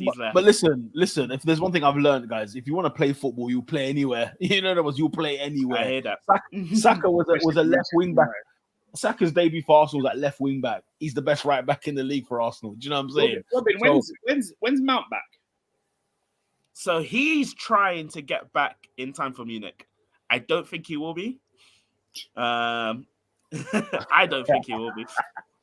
Wait, when you say Munich, yeah, as in what? The game after Brighton? Yeah. You might have got Brighton and Munich back. Brighton and then Bayern Munich. Oh, yes. Like I said, lads and ladettes, we are going to be talking about Manchester United a lot next week. The next couple of weeks, we'll be talking about them a lot. Okay, let's be very, very clear. Oh, can we move on from Manchester United? From one circus to another. Listen, ladies and gentlemen, I don't know if you've been seeing what's going on in Spain. Yes, I have. What is there to add to this story? So, have you seen that the guy's resigned now? The Spanish FA brother, he's resigned. He's now resigned from this whole scenario. Yeah. On this hill, after they backed the manager, they sacked the manager, they sacked the Spanish manager, and then the FA guys just resigned. No? Are we just leaving it there? I think this is freaking hilarious. This is a joke. It's a freaking joke. But why has nobody got their house in order? None of us. We spoke about England. We're like, what's going on? We spoke about Germany. What's going on? You know, France, we know is an explosion waiting to happen because they give it to us every 4 years anyway. Then you've got now you've got Spain, both on you know, I mean, it's just, guys, you know, Italy. Football's finished, man. Football's finished. Football's finished. No, but guys, you know, all of these allegations that we talk about when it comes to sexual assault, it's a he said, she said kind of situation. We don't know what's going on. No. But we know what's going on here. We saw this in 4K. It was right in front of us. Like, what are we even doing here? Not even national TV, international, worldwide television. It was a World Cup tournament. They're really champions of the world. They really are. Not the NBA champions. They're real champions of the world. By the way, before we do the call in and let people come on, we need to go through a list of not that guys. Because there's so many. It's bare. Can I just say one thing, yeah? And I might get thrown into that not that guy, yeah. But can I just say with this Spanish thing, yeah? Like he lips the gal, innit? He lips the gal. Don't get me wrong. The girl didn't like it, and the girl didn't like it. Look, Peter's got a very, very good situation going on. I don't want him to ruin his I don't want him. What's going on here? Peter, you don't need to say what you're about to say. What am I about to say? I don't know. What am I about to say? Don't trust you. You got to. I just want to say something that's. I just want to say something that's on camera. Like I'm just want to say all I'm gonna say. Okay, I won't say it, but I'll just let you look at that. You know what I'm saying. You know what I'm thinking. You know what I'm thinking. We'll leave it there then. I can't believe I had to remove you. I said for the sanctity. Nah, this guy. Look up. You know how big the hands are. I had to remove you, bro. Nah, P, I hear you. Yeah, I hear you. Well, it's a bit mad, isn't it? It's a bit mad. Well, I don't understand what is the now, bro. We're not talking about it. They're referring to that, yeah. No, let's be honest. They're referring to that as what are they referring to as? Is it what's the crime he's committed actually? It's like it's not. What's the actual word? I guess. Is it a form of sexual assault? Then, yeah, it is. It's okay. Because he did what they're saying is he did that without consent. He just went up and straight. Basically, yeah. And I think it's just the terminology. The terminology is a bit mad to man. When you say it sounds extreme, innit? Yeah. That's all. Yeah. No, but think about it. Think about it. Let me keep it 100%. Let me keep it 100% stack. It doesn't sound insane when you think about a man doing that to you. Think about you're on the train. A man came up and lips you. Big man. That's assault. That's assault. So you have to look at it from that perspective. I hear that. Like don't get me wrong. She's not on it. Yeah. As she said, she's not on it. Agent said, bro, that's the workplace. No, but true. It's true. That's another dynamic. The workplace. He's more senior than her in the workplace. Yeah, bro, that's in crazy. the workplace, you can't even say you look nice today. You know what I mean? Like, we're in 2023. It's too woke. You know what I'm saying? You can't even say you look petty. You know what I'm saying? So I'm just saying, innit? Like, I feel the comment in me. Lola, we're not saying that, man. Lola, calm down. That's crazy. That's a crazy question. Guys, that is the funniest thing ever. You better understand, boy. That's too funny, man. That is too funny. Endo said Peng in 2023 is crazy. What are you not saying? I'm saying. What's the new word? No, because what's the new word? I want to know what the Gen Zs are saying. What are you not saying on the road? What are you? Because if you come here and say, "Oh, we say Leng instead," I'm not having that. Yeah, get the hell out of here. Like we haven't been we haven't been saying it. Like we haven't been saying it. Hold on. To say a girl is Leng is so like. Wait, Leng is a derivative of Peng. I'm sorry, it came from there. It came from there. So you can't make it seem like it's a new thing. If I hear someone say Chung, that's when I know this time is back. Oh, that is a long. He just said Northwest Man in 2008. It's true. It's straight up. No word of a lie, boy. Think about what was going on in 08, man. The times are different. 08 was a good year. It was a good year. I said 08 was a good year. Okay. We were really calling girls buff. Do you know how crazy that is? That's crazy. Yeah, I know. Like they're buff Bagwell. You know them ones there. Like, yeah, for real. It was wild. It was wild. But the thing is, buff in my head, it means a different level of Peng. Like there's a way I associate it. Yeah. If it's like you're buff, blood. If you say she's buff, then it's like, ooh, she's not pretty. She's buff. Like she's another level. Northwest Man are stuck in the Gas Gang days. Well, Gas Gang wasn't in Northwest, so for real, I was gonna say, where's Gas Gang? He was on a different thing. He was on a different thing, but yeah, I'm saying Star 9. You know what I mean? Very, very quickly and briefly, David, why can't Arsenal sell players? I don't know, bro. You tell me. No, I need these answers. It's a lost art. People don't respect the player sale. They don't. You say it's a lost art, Oscar. Everybody sells. We don't sell, bro. What I'm saying, I'm not saying people don't sell. I'm saying people sell and it's not respected. Bro, people sell and it's not respected. How many contracts have we terminated so far? Bro, Mkhitaryan, Aubameyang, Ozil, Pepe. Tavares is next. Do you know what it was? It's like if we're here any longer, Tavares is next. I mean, come on, blood. Give me a fee, blood. Give me a fee, especially when you look at the. You know, I'm gutted he's actually gone though. I'd have him over Reece Nelson any day of the year, right? So I'm gutted that he's gone. I don't hate Reece Nelson. Do you know what I'm saying? Reece Nelson. I'll tell you what used to annoy me with Reece Nelson. He's matured now, but I look at his age mates, bro. Younger than him, pulling up. One of them starts for Arsenal in the 9 when the player's injured. The other one starts at right wing. Younger than him. Emil Smith-Rowe was there, younger than him. Bearman was starting ahead of him, younger than him. And yet he was like the one, he was like in the Joe Willock kind of sort of time. And you thought, look at Joe, bruv, got off to Newcastle, made a name for himself. And you just think, we paid him 100 grand and he's still not starting, bruv. You lot are jokers, bruv. Bro, hear that.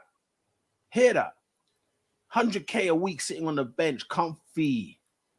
You know what I'm saying? Hoping for a 20-minute cameo, 10-minute cameo. You know what I'm saying?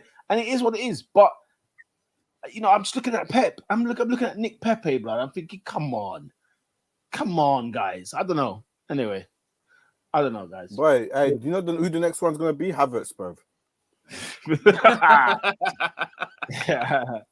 And I got my 65, man. I got my 65. Can you You know what I'm imagine? saying? Hey, do we still owe? Collected. Do we still owe Lil that money, bro? Probably. Yeah, We ain't paying yeah, 70 in yeah, one you though. do. Probably. How many years did The you have thing is, before? though, I Because think the installments was what, 5 years?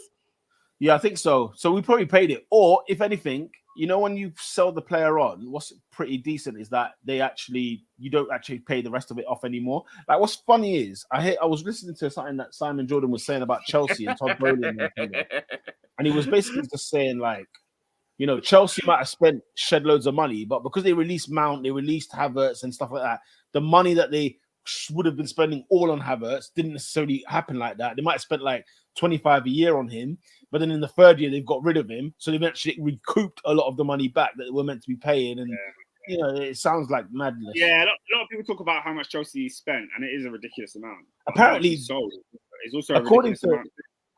Yeah, according to Simon Jordan, he was saying Chelsea, Todd Bowley this year has made a net profit of 60 million at his time at Chelsea. A net profit of 60 million quid because he was chopping up the finances and and he's all into that business end of it. And he was just like, actually, when you look at it, he did, like, Todd Bowley inherited a club with zero debt. Number one. Yeah, Pete, are we? I don't know. Endo's asked one of his questions of the week. Are we ready to dive into that? We can do that. I mean, Pepe discussion is done. Before we do call it, I think let's do not that guy because we need to list these people. Oh right, you said not that guy. We need to list. I want to do Endo's question quickly. He says, Oscar, she's a 10, but she has relations to Sully. What's the relation? What's the relation? That's the first question. Yeah, are you watching Top Boy? Nah. You don't care? No, it's not even. I'm not like that. I'm not like anti-Top Boy, but I don't watch series. I just don't watch TV. The real truth is, I watch wrestling, I watch football, I watch Formula One. You know what I'm saying? 2-2 sermon, and that is me, blood. You know what I was like. There's not enough time in the day. I don't have time to sit and watch series. I hear you. The answer is we play ball, man. A 10 is worth that kind of risk. I think we play ball. That's what we play ball. And if she has relations to Sully, I assume you mean that she's related to Sully, which means therefore Sully would do anything for her. So therefore, if I ingratiate myself as to part of the family, do you know what I mean? He would then take it. Sully is Kano. Sully is Kano. See, you know what I'm saying? Hell no, then. Kano in Top Boy is an emotionless gun. He has no emotion. He's killed his friends. He'll do anything for the bag. Anything for the bag. Assad says, I ain't watched Top Boy since Channel 4 days. I feel sorry for you because I think the Netflix version of Top Boy it's a level above, I think, in my opinion. Is it true Drake is the reason why it's on there? Yeah, so Drake executive produced it. So when it was cancelled from Channel 4, he brought it back and said, with Netflix, we're going to... Yeah, I come across a post on like Instagram or like on like YouTube Shorts. And apparently Drake put up a picture of Asher D. That's like, whatever his name is in Top Boy. And like Asher D obviously caught whiff and then was like, yo. And then he's like, yeah, well, loving Top Boy, can't wait for the next one. And he's like, yeah, there ain't gonna be no next one. Yeah. And he's like, yeah, we'll see about that. Yeah. And then that's it. Then the rest is history. Great story. Endo said Peter watched Top Boy, but he watched Girona on a random Saturday. Let me tell you, boy. Who did he watch last week? Who did he watch last week on BT Sport? Sassuolo versus Torino. I watched what was it? Sheffield United versus Everton. So you watched? You went out the way to watch. Hey, by the way, good news, guys. Good news. I am. Actually, these are why. See, even the term "a why" is weird to me, but okay, I get it. What's it called? What was you asking me then, Rubinho? What was I watching? Yeah, you went out. You went to see what Sheffield United versus Everton. Oh, me and Michael, me and the youngest one was in a bar watching Luton West Ham.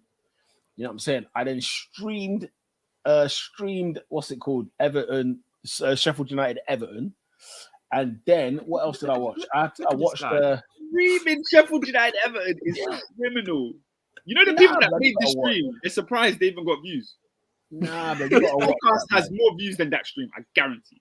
And then obviously for the Serie A dons, you know what I'm saying? I caught the end of Inter Milan Fiorentina, but I ended up watching was it Lecce against Salernitana. So you know how it is, man. You know what I'm saying? Streaming Sheffield United versus Everton is crazy. That's crazy. You fill up my senses. Let me tell you guys, Crazy. until you watch a Sheffield United home game, don't chat to me, blood. You know what I'm saying? I watch football. All right, blood. Pete, we gotta move on. Who's not that guy then? I think personally the writers of Top Boy are not that guy. I think the final season was quite but I leave you lot to watch what you gotta watch. This Hey, there's a gentleman, major one that came up today, this gentleman, yeah, was born 15th of March 1993. I know where you're going. I'm not gonna go. I'm not gonna go through all the deal because I can't be asked. This week is maybe today. He's tested positive for testosterone. Is it testosterone? Am I pronouncing that right? Testosterone. Yeah, whatever. My English is not English at the moment. I'm not that guy.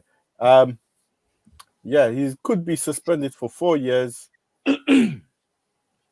Paul Labille Pogba.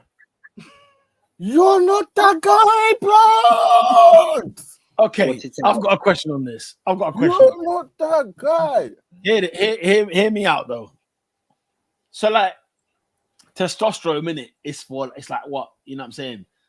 Both men and women have. Men have it in more larger doses. It's a normal hormone, right? But obviously, man ain't got enough testosterone in the body. He needs the juice. You know what I'm saying? So he's juiced up. What's the big deal here? Why is this an illegal drug? It's more like muscles, more performance. You can perform better. Is it performance enhancing? Of course, I guess it is performance enhancing. In terms of sport, he's not that guy. Yes. I guess it is. Sport, But, in terms of sport, for example, like if I eat more protein in it, like ain't that performance enhancing? It's a drug. It's a natural performance enhancing though. This is not. Right, let's say I take that whey protein, bro. Man gets that. What are they called? The big gold, the big black and red thing, gold whey, like the massive thing there. And I throw a couple. Whey is natural though. Testosterone is natural at Jace.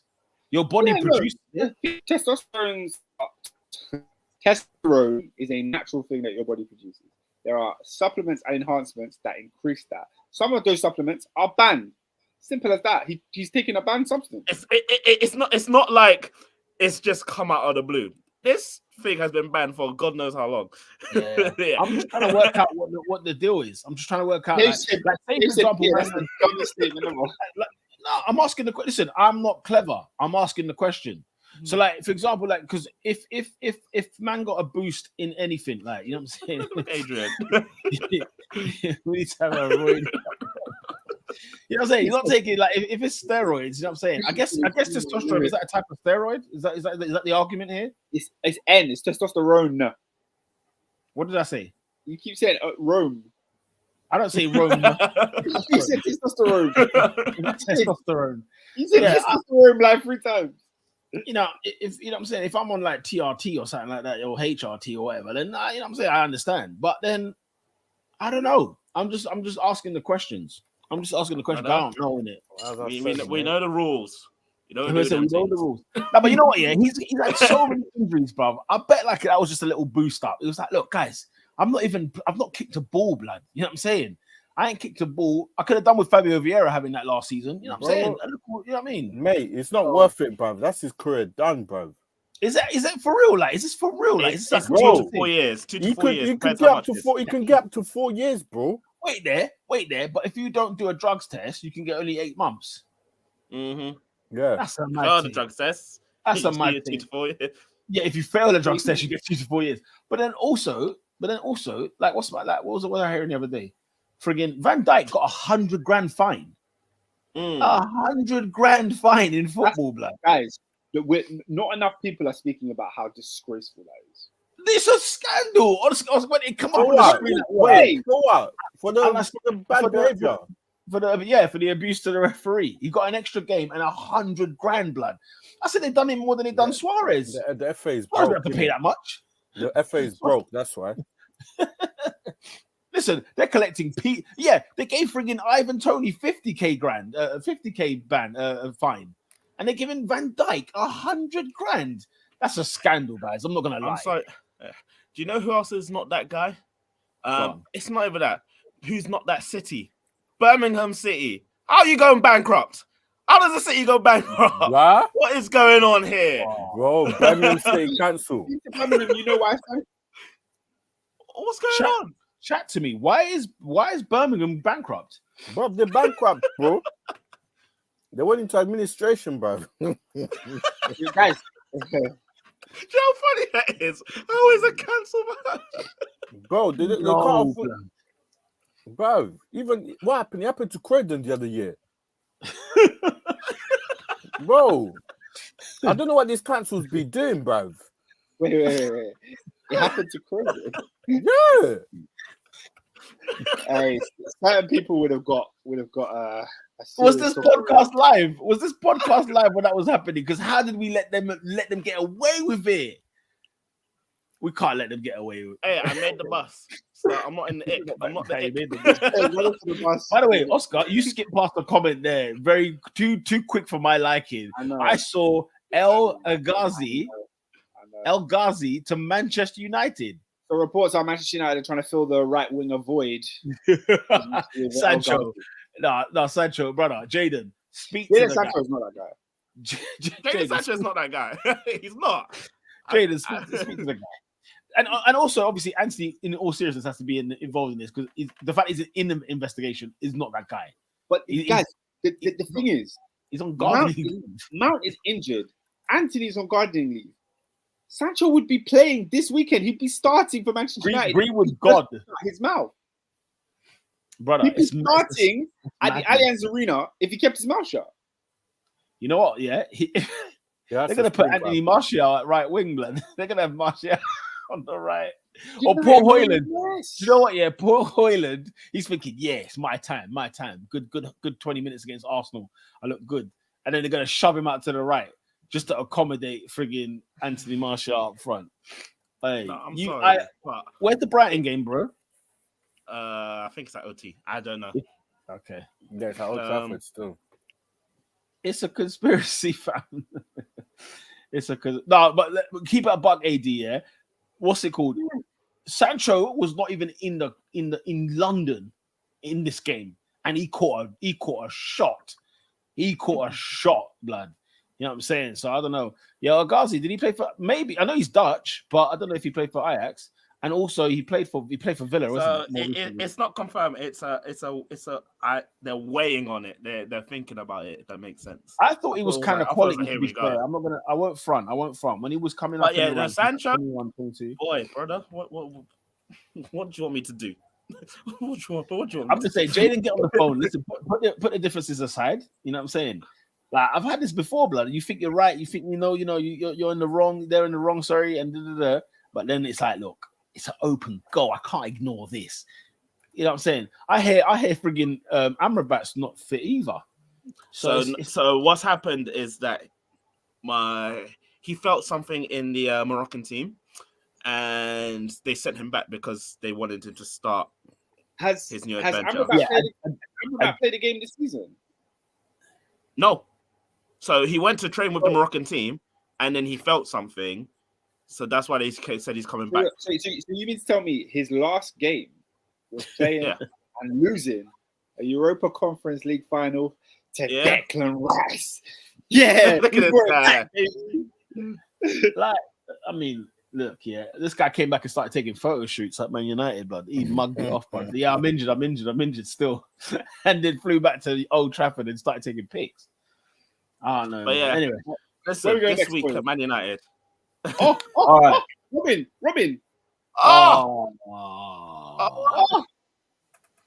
I listen. EVPs, them 4 EVPs, they're not that guys either. Absolute joke, man. I can't stand them. I can't stand them. Let's have it right though, yeah. Imagine getting sacked on your day off twice. Because that happened to him in WWE as well. CM Punk's a clown, man. CM Punk's a clown. Let's keep that stack. You might have trying to say he gives me 5-star matches. I'm not trying to hear that. I ain't got time for him. Who said that? We need CM Punk. Look at your boy Adrian. He gave us some 5-star matches. He said great feuds. He said great feuds, which is true. The man is old. CM Punk to return at Royal Rumble. Bring it, get in my veins right now. Don't get me wrong. The song will play and we'll get a pop, but that's it. You damn right. Yeah. Endo said, Peter, tell me why I was on the train at 8:30 on a Monday morning and man name's Pits were ponging. See what's going on there, man. Morning. Nah, man. Bad booking. Listen, I'm trying to save you a WrestleMania disaster when he tries to jump off the top rope and he breaks his knees. I'm trying to save you that. Hey, you see your goat. Robin, you see your goat. His last good Mania match, CM Punk, mate. CM Punk. No, it was AJ Styles. Get that right. Thank you very much. Oh, that wasn't even a match. That was pre-recorded. That was like and guess what? It was number 1 on the night. That was an episode of Top Boy. Oscar, your slander on The Undertaker is far too outrageous. Where was the slander? I just it's said outrageous. His last good funny was against CM Punk. Guys, I've been watching. I started watching wrestling from the beginning again, right? From the beginning. I say the beginning. It's Genesis. I say the beginning. The beginning is crazy. No, what I started. To be fair, I started at Undertaker's debut, right? So WrestleMania, Survivor Series, right? And obviously, like I've been watching. I'm in 97. No, where am I? 96 right now. Listen, the man, yeah. When you deep it, blood, like he needs to be on the Mount Rushmore. He needs to be. The guy has been here and done it, bro. He's honestly. When you watch from the start to where it is, he cannot. Oscar, his 99 run alone is Mount Rushmore. Baraka made a big point. Did you hear about this? I don't want to talk about this guy, but yeah, go on, go ahead. So yesterday he took a picture of a police guy in the airport and said that this guy did an essay on me, but apparently it's all fake and he lied. So I said, Matt Riddle. Okay. Yeah. Why would he lie about that? I don't know. You see? They said not that guy because I did Undertaker slander. I didn't do any Undertaker slander. I simply said no. This guy has been slandering Undertaker for years. Yeah, but today he's the GOAT. I say I never did. I'm talking about today. He's the GOAT. This is the guy who went from dead man to American Badass back to dead man, and we all believed it. Nah, man, he's the man.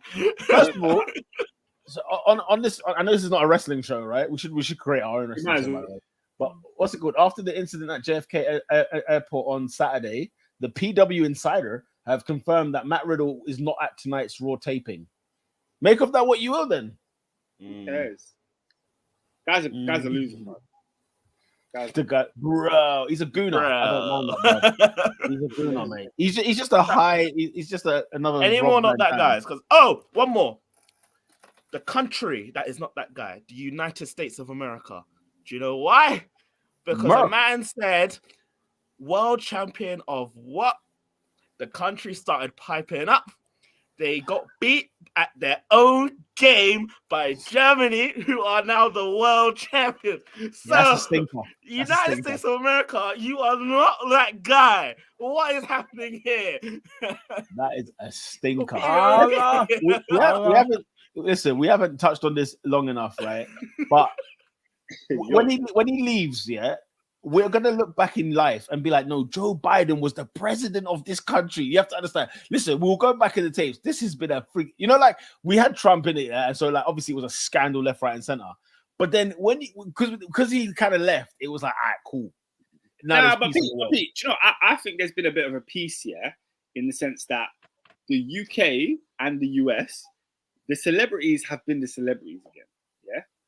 Yeah, Fair enough. Prime ministers are because when we had Boris Johnson, he was a celebrity. This guy every week was in the news for some stupid gaffe. And same when it came to Trump, this guy was a celebrity. I'm happy that the celebrities are celebrities and the prime ministers and the presidents, we don't hear from them. We don't see them. Yeah, let them just do their job. That's how it should be. No, I hear you. The US of A trying to say that the world champions because the best players come to the league. I couldn't believe my eyes. Stinker. I couldn't believe my eye. Stinker. But like the thing is, yeah, when their explanations, they genuinely believed what they were saying. Like I listened to Stephen A. Smith and I listened to another podcast that I listened to where they were like, no, but like the best players play here, so you are the world champion. Like they couldn't reason with it. They didn't understand why it didn't. I'm make just sense. like, how does the Denver Nuggets, for example, you're telling me the Denver Nuggets played 12 other teams, and then they are not the champions of the United States or even North America because we got Toronto as well. They are champions of the world. Yeah, it's a It scandal. makes no sense. There's no Champions League. There's no. You look at the Olympic Games, right? Okay, so that's where all international teams will play, and US stink. I know that they will claim like, you know, when we take it seriously, we win, and probably that might be the case. But as long as the medals are showing Greece, Spain, you know what I'm saying, they're showing other man. And also, when you look at some of the best NBA players that there is, say there's a top 10, it's like half a European as well, or like, you know, South American or whatever. So it's not all. But that's the argument. They say because they come to America, it's now worldwide. I can say the best players come to the Premier League. Doesn't mean I am champion of the world. Exactly. So, Manchester United, Manchester City, when they win the Premier League title, are not the best team in the world. You know what I'm saying? We got the Champions League. They got to get through Europe. Then they got to get through the World Club Championships. Then you can declare. Then you can declare. I mean, I'll tell you what's funny. The World Series in baseball is outrageous. It's outrageous. The World Series, that's outrageous. So, hey, but do you know what's even more outrageous? The fact that the rest of the world actually has a basketball competition, the FIBA. Yeah. And the US don't play in it. The US, they don't play in it. Yeah. It's the problem with that country is they're indoctrinated from very young, national school. Yeah, they pledge allegiance to the flag every morning. Yeah, I think it's a lot more than that. The nature of the country, like the culture of it, they're very big on themselves. Like. And bear in mind, they've done so bloody well. When you think about it, right? Like when we go back to the roots of the United States of America, and you go back to sort of the Native Americans and stuff like that, and yet when you think of America now, it's like a completely new country, and yet they think that like they believe in their source, and it's why a lot of people gravitate towards them as well. Like back in the day, we used to all try to be like them. We would, you know, we loved hip hop, and it was all before it became a, you know, like before grime, we weren't really loving the UK music that much in terms of like the urban side of things. Now we love our Afro beats, we love our Amapiano, we love everything now. Yeah, hey, Garage, don't hate on Garage. No. I'm Garage was for the But listen, go to the UK top 40 now, and Dave and Central C are number one. Are you joking me? You know what I'm saying? Like now we've embraced that. You would never see friggin' what's it called? You never see Heartless Crew number one back in the day. It was never gonna happen. It was gonna be Cher and friggin' Will Young and them man there. So it is what it is. It is what it is. But yeah, America. Hey guys, yes. What are we doing? Yo, let's bring the people. It's time for the people. It's time for the people. You know when the thumbnail is Jesus, and who was the other one? Was it Nketiah? Yeah, we've given it the call, and we haven't put anybody on. It's time for the people. Now, the people. Before the people come on, remember you are live. If you say anything wild, you're coming off. Yeah.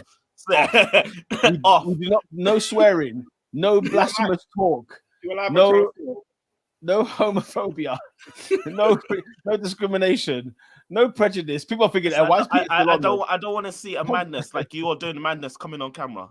And we can see you before we put you on, by the way. So don't try doing no prep there. Yo, you know who else is not that guy? Did we talk about Speed?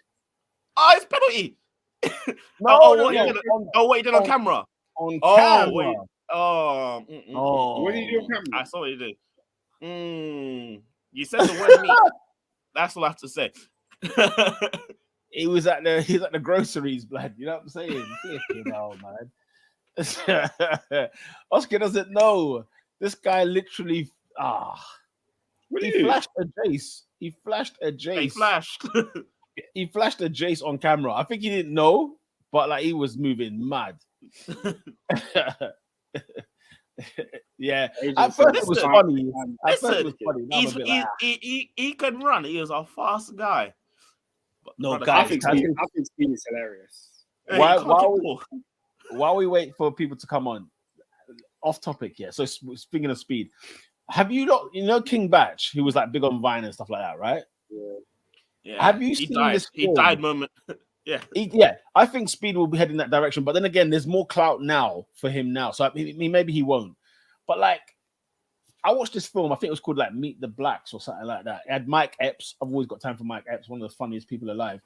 But then it's got that King Batch in there, and it's got some right. It's the deadest film I've ever seen in my life. It was one of the worst.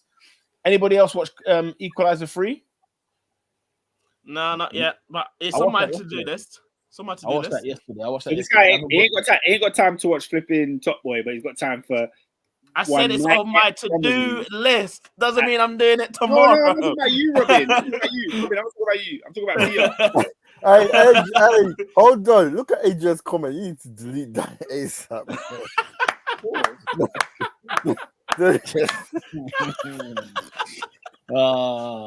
Adrian, that's crazy. Adrian, that's crazy. AD is not that guy. AD is not that guy.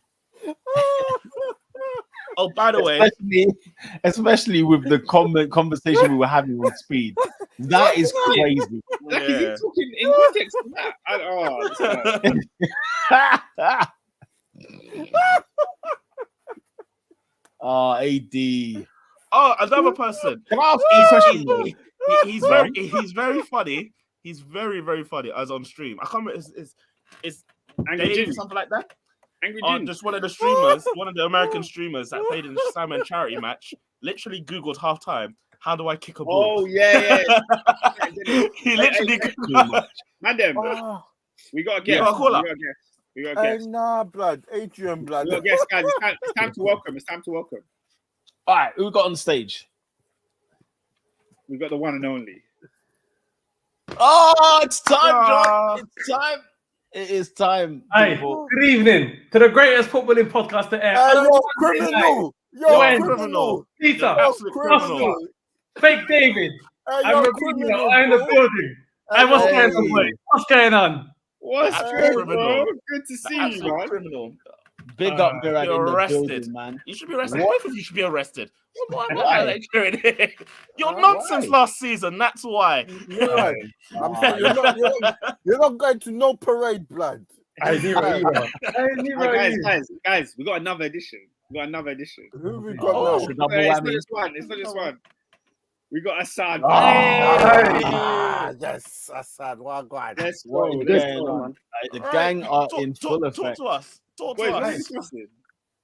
Boy, Okay, listen. Since Mirad came on first, we're going to talk real quickly. I just want to, I want to get your thoughts on a couple of things, right? Right. Where's Arsenal sort of out of 10 in terms of coming into the season? First 4 games, and obviously we're heading over to Goodison Park this weekend. How did you think the transfer window went? Are we a bit shy? Let me get your thought. Let me how are you feeling? Because I know you're a positive man. Yeah. How are you feeling, really and truly? I won't lie to you. You know, as much as I'm an advocate for Champions Elect, I don't see us winning it this year. There's something about the way. There's something about the way we started in the transfer window. The signings were done. It was complete. I was like, we've got ourselves sorted. And then, we started the season. And it's almost like we've been sussed out. That free-flowing football that we had at the beginning of last season, the way we knew, we almost guaranteed ourselves that we were going to win the game. This season, I'm seeing... Do you remember Arsenal back in the day when we could pass for all eternity? We knew we were never scoring. That's what I fear that we're coming towards that time. And the game against United, honestly, if it wasn't for some stupidness done their end, that game could have easily ended 1-1. It could have easily ended 1-1. It looked like a game that we weren't scoring. And listen, as much as I called him fake David, he's got a good point. We've got to stop doing Moments FC. He said it last week. We can't be doing David, don't believe him. He's trying to get back in your good books. I'm not trying to hear it. I'm good. I'm cool, bruv. No beef, cuz. It's just No, last yeah, season. That's last season. Last season. Yeah. But I wish that we can win the league. I do think we can, but I am concerned about the way we're playing. In a sense, it's just like I said, it's 2-2 at Fulham. That shouldn't happen. 3-1 at 3-1 in the manner that we had against United. That shouldn't happen. We're better than United. United are piss poor. We should be beating them. All ends up. Everton away. We'll take 3 points there, but it'll be one of those games where the longer we go into the game, the more. Have you seen your record there? We don't like Goodison, do we? We don't like Goodison. We don't like Goodison in crunch time. Everton team is every year you get slapped. Every year. Pickford is trash. Pickford is trash, bro. I need 3 goals. I need 3 goals. Keeper. Oh, guys, goalkeepers union here. Yeah, we cannot put some respect on Jordan. Put this double save at Bramall Lane. Yeah, let's put some respect on his frigging name right now. He's conceded 8 goals in 4 games. Listen, have you seen his back four? Who's the manager? Who's the manager? Who's the manager at Everton now? Sean Dyche. Well, 3 points. Hey, Brandon, I got another edition. Oh my God. Hey, please. Hey, you can't be driving in these streets. You can't be driving. What's going on? What's poppin'?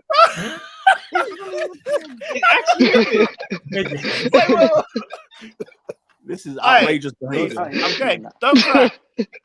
Yeah, I'm good. Yeah. Oh, okay. Hey, yo, pull up. I don't know if this is legal or not. I don't think it's legal. Yo, Barack, if any police come to your house, yeah, just know you're live on air. It's like you're not recording, you're live on YouTube. Hey, it is what it is, man. I'm here for the people. Let me ask Assad a quick question. Focus on the road, my boy. Hey, it's traffic, so I'm hardly moving. I'm not involved.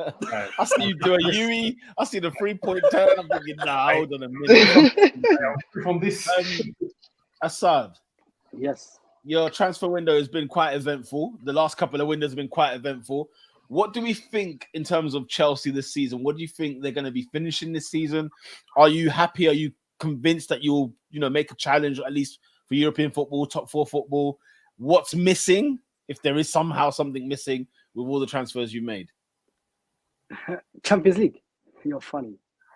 The best we'll get is, I was going to say 6th. I think there's a lot of teams better than us. Who's better than you guys? Arsenal.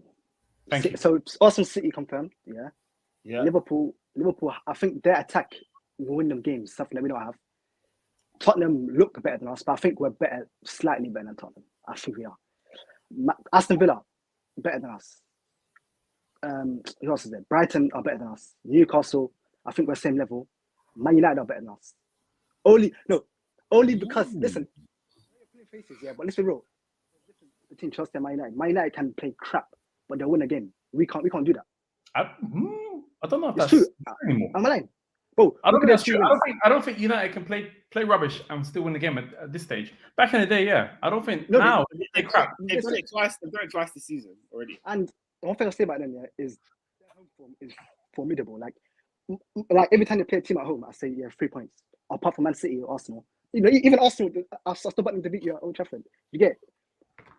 That's the only difference between Chelsea and Man United is the home form. But so that's 6-7 teams already. I named you. We're not good, but if you have anything else, that club is. Are you poch in or poch out? That's silly. It's 4 games.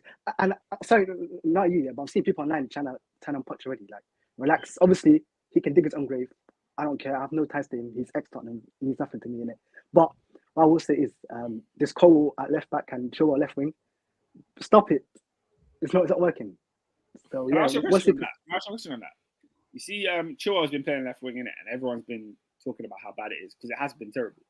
But he's missed a couple of sitters. Like he missed a really good chance against Luton. I think he missed one against Forest. If he had like 2 goals, do you think everyone would be as mad? That's a good point, but I'm telling you now, my boy, who you are one of them, you're one of the corporates here, Oscar. Marcus Alonso, you got handed out. Marcus Alonso, that guy, he would bury them goals. That's a certified. What? So because Marcus, so what? You're calling me a culprit Bad here. boy. Marcus Yes, Alonso you're a is culprit. a terrible fullback. That doesn't make I was Chilwell terrible. better. Okay, yeah. Man said very after what he had. Listen, if you can't finish, yeah, I don't need to see you up front. Whoa. Facts. Alonso can finish. Whether you like him or not, you can finish. Miran, I heard you there. I heard you there. Yeah. Yo, I've been complaining about strikers at Arsenal. Oscar, please. If you can't finish, go back. Get out of here. Go. Look. The guy at Chilwell should never be playing in the final third, in my opinion. He should only be overlapping as a left back. But I don't know what Pochettino's on. Like, he's come out. Chilwell has done interviews in the England camp, right? And he's literally said that the manager is asking me to do different things, play further forward, blah blah blah. So it's designed. It's not like because of circumstance. He's asked him to do it. Yo, Baraka, quick question. Do you think Do you think Pochettino that Chelsea are getting is the Tottenham end Pochettino? Or do you think it will be the Tottenham start Pochettino? Just the way we're playing, it seems like we're getting the start of Poch. I think the end of Poch ended on a rough note because of I think just outside factors with that bald man running the place with Daniel Levy. So I'm hopeful that we get the Southampton early Tottenham days of Pochettino, who were just impressed with a very young small squad. But it's early in the season for me to make any judgment on that. So, but I'm hopeful. Just judging how we play. Yeah, with the whole Ben Chilwell situation, I wish Pochettino would just say, hey, we tried it, it didn't work. Let's try something new, because again, Chilwell playing at the left wing, being up top, doing absolutely fuck all up top is very frustratingly annoying. Whoa! No swearing on the stream. Oh, I am so sorry. I apologize. I am so sorry. Do you want us out of here? I'm sorry. I apologize. All right. I'm so sorry. Your sins are forgiven. Question that AD has asked here is, why is it glossed over that Poch is a league winner? Since when? With PSG. Yeah, he's won it. What, in the Farmers League? We can't. What's that mean? Hey, respect on Liga. Here it is. I respect League On, but at the same time though, that's the bare minimum for any manager at PSP to do. So it's he can win the league, but then I think the reason why he was hired is to win the Champions League, in which he's failed to do at PSG. And what's he hired to do at Chelsea? And will he accomplish it? Just give us top 4, top 5. The bare minimum, given how last season went, and we have no international CL competitions. We only got domestic in the league, so at least the bare minimum advance, probably at least get to the quarterfinals of both League Cup and FA Cup. Win it for me, and probably give us at least 4th or 5th in the league. That's just my expectation. What are you saying, Assad? You're sort of blown away by that.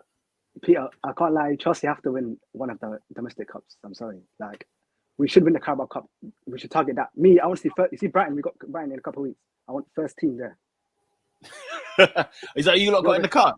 Yeah, got Brighton. Yeah, but to be fair, Brighton will probably rotate in it because they're in Europe as well. So they'll probably rotate. Yeah, no, I agree. I agree, man. We definitely have to be winning one of those cups. Who's home? We are. Chelsea is home. But that's not home no more. I'd much prefer to win the FA Cup. But will that game be televised, by the way? International, but not UK. Not UK. So you'll be able to watch it. But we are. Hey, nice. I mean, there's a lot of pop love coming from AD here, but I always, obviously, I'm blown away by Chelsea, why Chelsea went for him, because I don't think he's the man that's going to win you league titles. And what Chelsea is about is winning league titles. Even if they have, terrible seasons here and there, what do they go and do? They go and make themselves around, they let people know we're still here. You know the one. So, it's going to be an interesting one there. I personally, bold statement here, I don't think he makes it to the end of the season. How many of you lot think he will? I kind of back you in a way. I can understand your point, because again, there's a lot of question marks, not with just him, with the squad we have anyway. So I wouldn't be surprised come January, there's rumors if things don't go well that he will be on a chopping block, and Todd Bowley and Co will be looking for another manager. It would have to continue on going how bad as it's gone so far. Yeah. Like us losing games like Nottingham Forest on a regular basis, which I don't actually think will happen. I think once our midfield gets a little bit more settled, we'll begin to control games better and start winning. But Oscar, I'd argue though he has to make the top. He has to make the Europa League this season. If he doesn't make the Europa League this season, he doesn't keep his job. I think he'll do it via the cups, though. Hold on. Fair enough. With the spending that they've done, I think It should be top 4. It should be top. Really, minimum should be top top 4. They're not equipped. Yeah, but we have 200 million on going to the Europa League. I listen, Mirad. They should be challenging for the title with the money they've spent. However, they are not equipped. They are not equipped for what they have. They don't have a striker. We could talk about Michael Jackson all we want. They don't have a striker there. I call him cardio, man. And then remember, with the money that we spent, at least 90% of the players that we signed with that money are below the age of 23. You've just so I'm not expecting us to win a Prem title anytime soon for at least the next season or two. Yeah, but to be honest, I don't think Caicedo, the 115 million spent on Caicedo isn't because I can't see you using that excuse that he's under 23. He's a baller. He's a baller. He's produced. We know what he can do. We see in Brighton. You're signing him to make your team better. So by hook or by crook, you have to get into that top 4. Otherwise, swords are coming out. Allegations are going to be made. People are in the spotlight. But I get where you're coming from, though. Like, don't get me wrong. Like, again, we got players like Caicedo and Enzo Fernandez who are for their age, they're ballers. But then with those players, we got players like Mudryk and Madueke, who they're very raw. They're pretty meaty players. They're talented, but they're extremely raw. We don't have a striker. Yeah, Nicholas Jackson is the closest we have as a striker, but he's still he still needs time to adjust to the league. So I get where you're coming from, but applying context to it, yeah, I still don't buy the whole thing of we have to win the league. I want us to get top 4, top 5. Well, I think it's top 5 now with the whole readjustment of the Champions League, if I'm not mistaken. Yeah. So it's more than likely, yeah. Yeah. So the bare minimum for me is top 5. That's it. As long as you give me top 5 or at least fight a position to get into the top 5, I'll be straight. Fair enough. I mean, to Lola's comment here, I think Chelsea will click in the new year and finish strong. The fact that it will click in the new year is too late. I think by the time you get to December, if it's not clicking in December, even November. I'm looking at the November international break. Just mark that calendar, guys, because if it doesn't click, then they're in a lot of trouble. Because if you look at our fixtures, this winter it's gonna be cold for Chelsea because that fixtures, cold. It's gonna be, bro. That fixtures, we have Arsenal, Brentford, who both slapped us last. Let me just make it short. All the fixtures we have last season we lost every single one of them. Okay. Yeah, but we lost an extreme amount of games last season. I don't expect that to happen again this year. I hear that, but you're on good course for it. Right, Assad's right. This is shocking. Exactly, You're crazy. You're on course for it. Fulham away. Fulham away. Burnley away. Chelsea at home. Arsenal at home. Brentford at home. Tottenham away. City at home. Newcastle away. Man United Brighton at home, and then United away, and that's Everton away, and that's to wrap into the end of the year. Exactly. I'm saying that Chelsea. Bro, Chelsea. He's out of it. We could be 15th by Christmas, and I'm not joking. You don't think we could be bottom half? It's not funny. No, real talk. Assad and to the Chelsea crew here, Chelsea will not be in the top half. What was it? Man United was that the last fixture you called out there? And then Everton away. So Man United, is that at Old Trafford or Stamford Bridge? Old Trafford. Yeah, we don't win there either. Advent. Hey, goodbye. Man, he'll be gone. Advent. Hey, new beginnings. Advent's all about new beginnings, preparation for the new manager.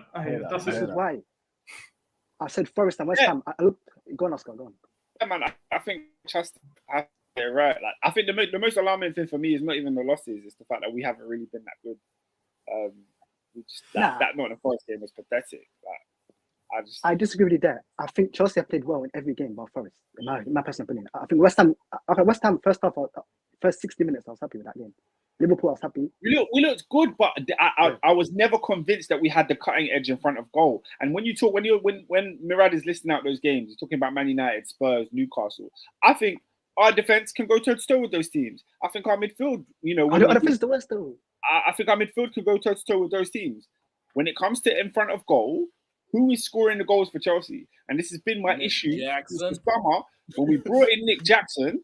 And I was like, look, Nick Jackson's a good player. He will score you 12 goals at most this season. If he has a good season, he's getting you 12 goals. Where are the rest of the goals coming from? Like, Sterling's one man. Like, boy. Yeah, you get what I'm saying? Yeah, when Sterling was playing poor against Nottingham Forest, what does that mean? We just don't win games? Yeah, I hear that. Like Mudryk, these guys, Mudryk, Noni Madueke, Cole. Not good enough. Not good enough. Like the three of them, they're not levels to take a team to the Champions League. They're not that level. Oscar, you've signed Westway ballers. That's what you've got. Westway ballers. Westway ballers. I hear it. Madueke, Jackson. Mudryk is you always had the white baller with the black group. Yeah, the black guys. Yeah. Oh my god! I really like Madueke, innit? But the rest of Jackson. Them, I don't know. Madueke's cold. Madueke, whenever he gets on the ball, he's trying to make something. I'll tell you why. I missed it.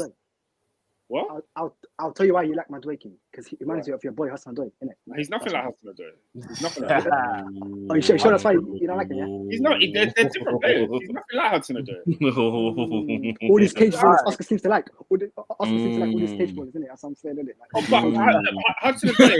Hudson Odoi was on that cage baller thing for what, half a season, and then he got injured, and he didn't have the ability to take on players and be as direct as he used to be. So his game evolved into a more creative winger. He became more like a Grealish type, where you expect him to create with his passes and things like that.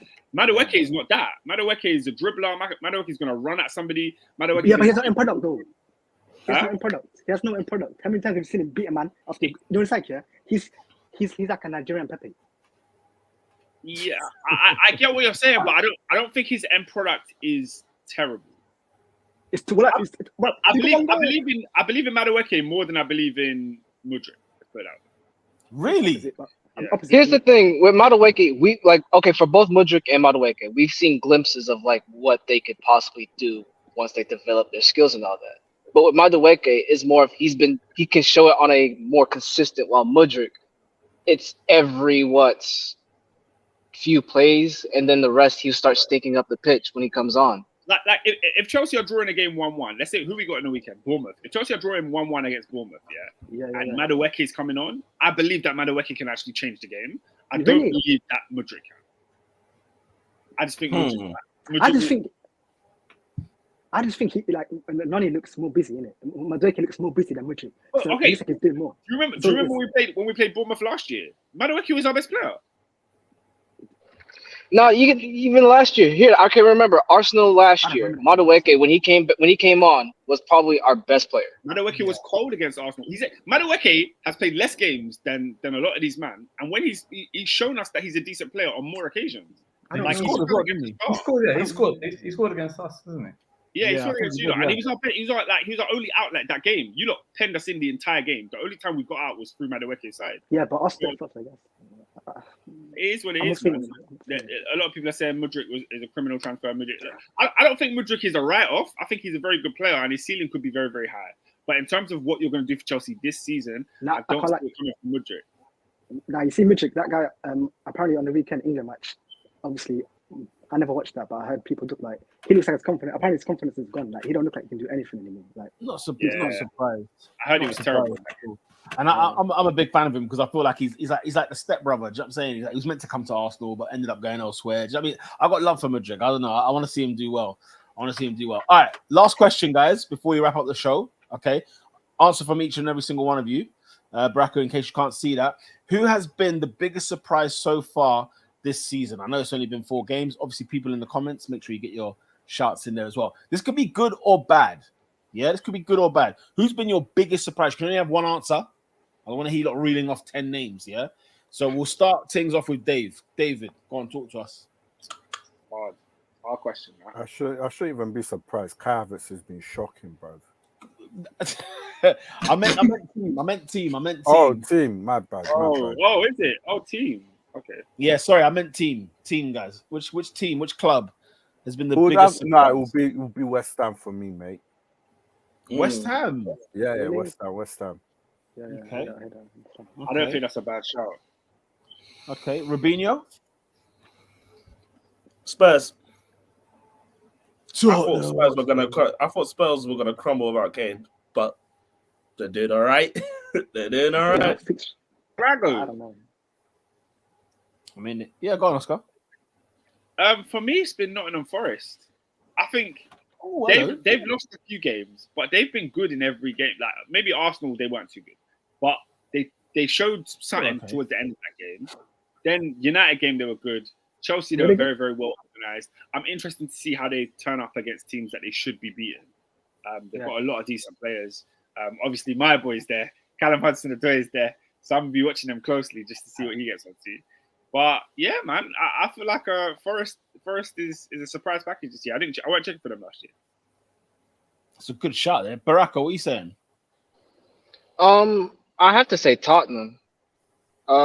Just because what Ange is doing at Tottenham, I'm really impressed because I didn't expect him to play this well after, of course, getting a new manager, but also losing their. Let's be real, they're the biggest player on their team, and probably the biggest player in the Prem, in Harry Kane, and the fact that they're, I see them making passes, doing plays, playing out the back so smoothly. I'm sitting here like, okay. As much as I hate to admit it, Tottenham have been really impressive these first, few games here. Yeah, fair. That's fair said. Assad, what about you? Yeah, I'm gonna have to agree. Tottenham probably. Yeah, not the same thing as he said. To be fair, like I don't have Spurs even in my top 6, let alone what they're doing now. But it's only 4 games in it. But right now, so far, Tottenham they look good. Go on, Mirad. What are you saying? On the contrary, I'm not surprised about Tottenham. It reminds me of I'm not surprised. It reminds me of when what Henry used to say before he left. He said that he felt like he was hindering the team because they'll all pass to him. So I think it's the same with Tottenham. With Kane leaving, it almost gives the breathing space for everyone to actually take accountability. So for me, my club is Burnley. I mean, I was watching them in the Championship last season. I was expecting, with Klopp, with what company was doing and what they were talking about and the way they were moving, I was expecting more from them. And then season, through to the wayside, and they got slapped by who they get slapped by? Tottenham. Was it Tottenham? 5-2. 5-2. Yeah, I expected more. I expected a bit more nous. And as Lola just said, they should have been smarter with the way they play. But they're on par. You lot was all sipping that company juice, man. I'm glad it came back. Yeah, pause. Big pause. Big pause. Strong pause. Hey, yo, relax, Oscar, man. Pause. I miss the days when we could just talk.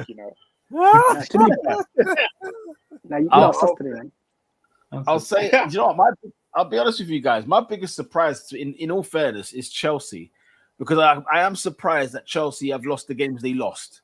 Losing away at West Ham, losing at home to Forest.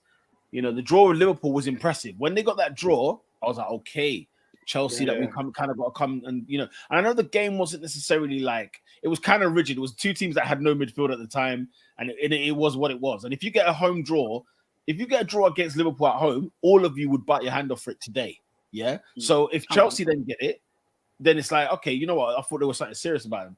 But the manner in which they've lost, the fact that they don't look like nobody kind of knows the identity of the team. The signings have just been so sporadic again. The manager, I mean, I've never had really faith in Pochettino, and what remains to be seen. It would not surprise me if he loses his job by the end of the by the end of the year. And so with that, I feel like Chelsea, I think they're 12th or whatever. They've won 2, drawn 2. They would be like mid-table, right? That's weird to me. I'm surprised Chelsea lost the games they've lost. Because who's the game that you won? Who did you beat? Luton. Okay. So you beat Luton Town. You drew with Liverpool. You beat the thingy. You drew with Liverpool, but then the draw is the draws. I said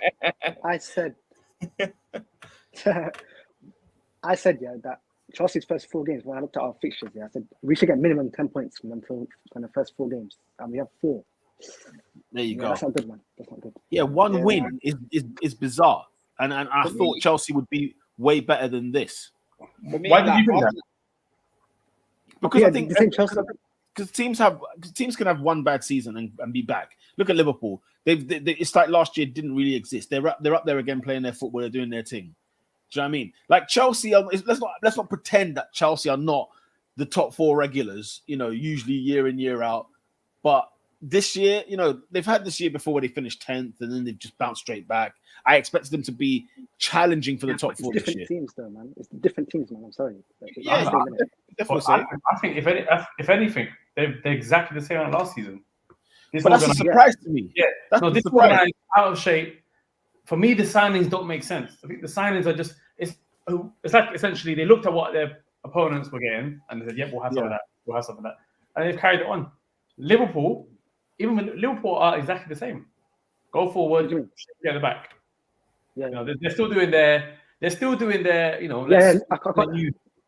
you remember them this time last season though? Liverpool, remember, was on shaky ground from game 1, and we were like, "Well, what's going on over there?" Whereas this year, they slapped up Villa, who people talk highly of this season. Okay, they got the draw. Obviously, they got the draw against Chelsea at Stamford Bridge. They then went to Newcastle and won with 10 men. I mean, Liverpool are better than last year. Yeah, but it's not sustainable the way they're playing, though. Like, if you watch Liverpool, it's not. Like, talk to the fans. It's not sustainable, man. I'm sorry. Fair enough. Don't get sussed out soon. Okay. Adrian made a comment earlier. He said Liverpool going to win the league. Yeah, he's just, I don't know what. Yeah. Hey, Adrian, wherever you got, I want it as well.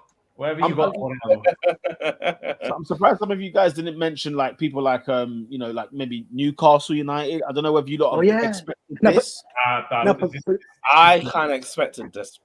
Yeah. My first concern was that pumping at Brighton. That's my first time I've been concerned because the other games, I'll just said, look, Liverpool at home, City away, Villa at home.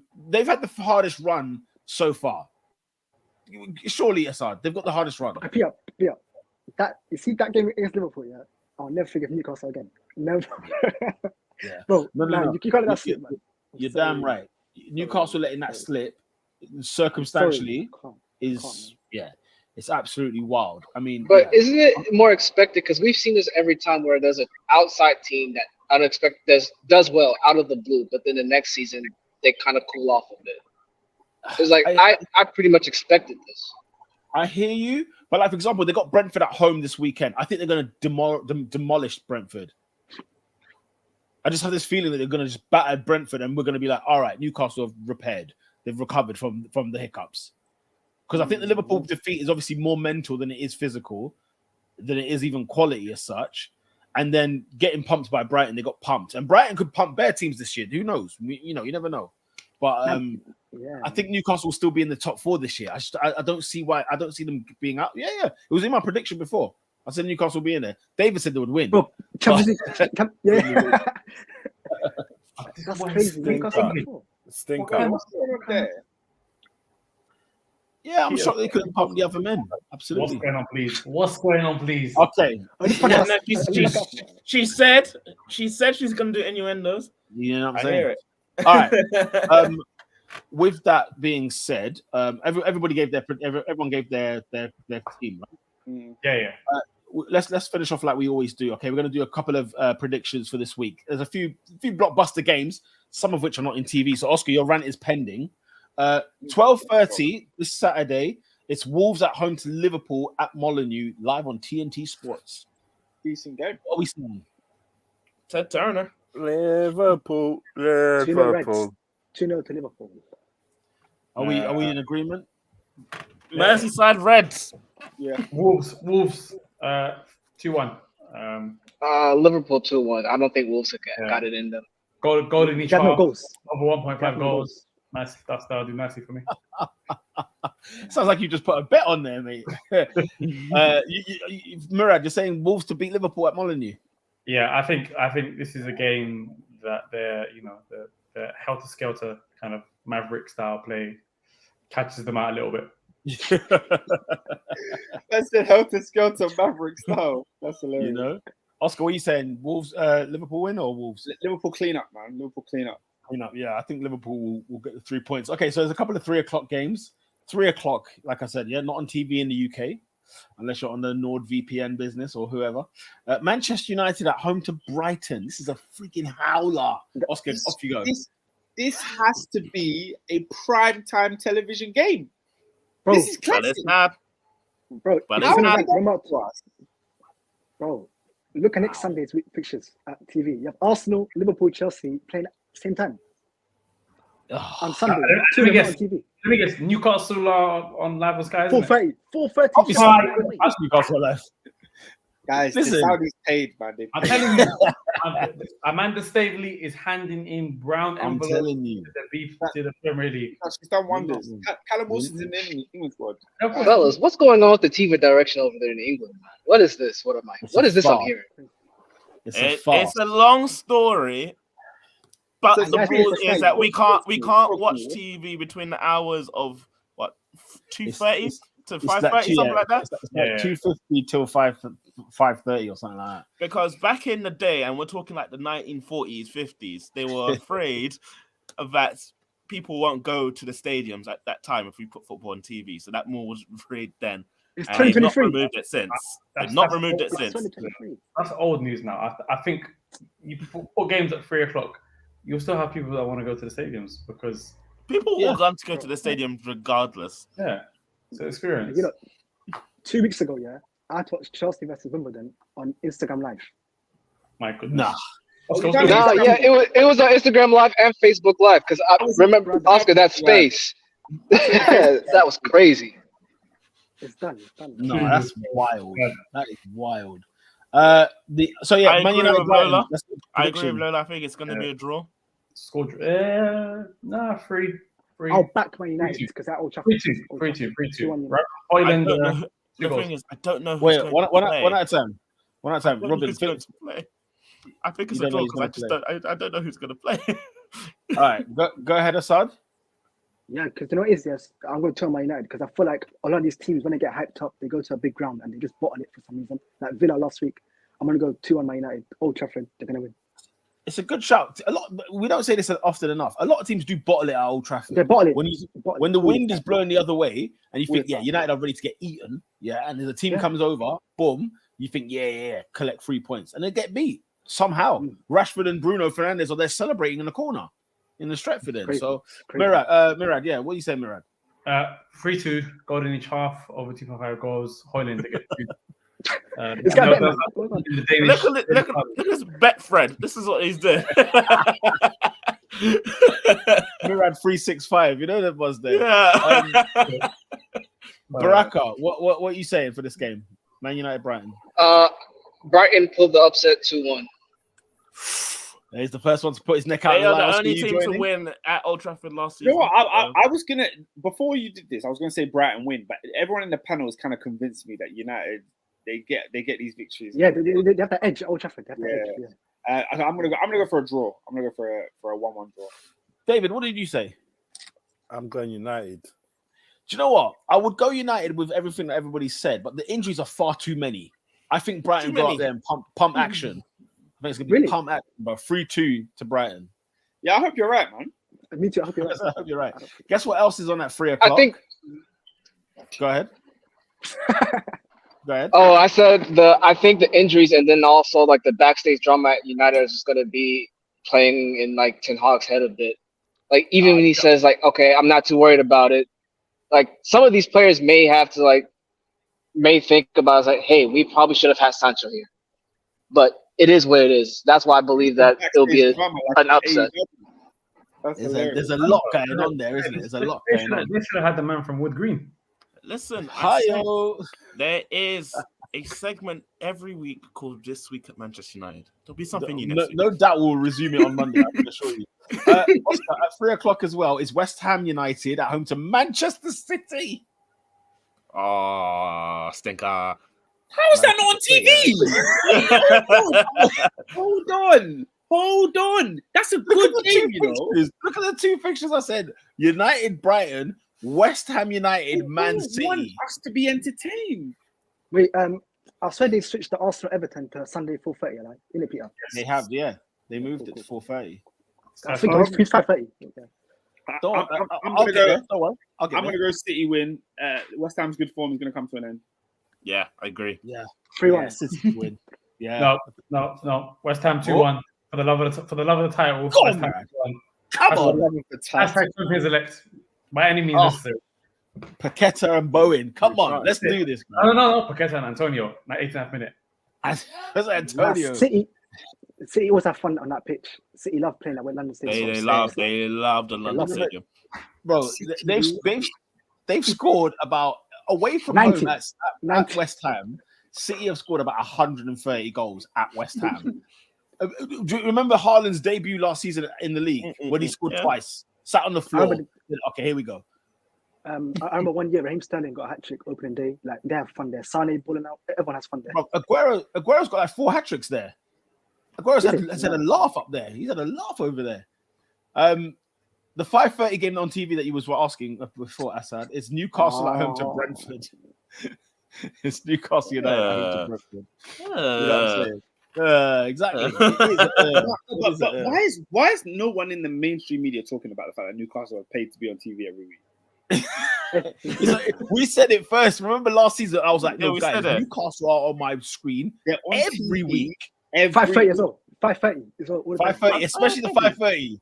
Especially the 5:30. Why? You're right.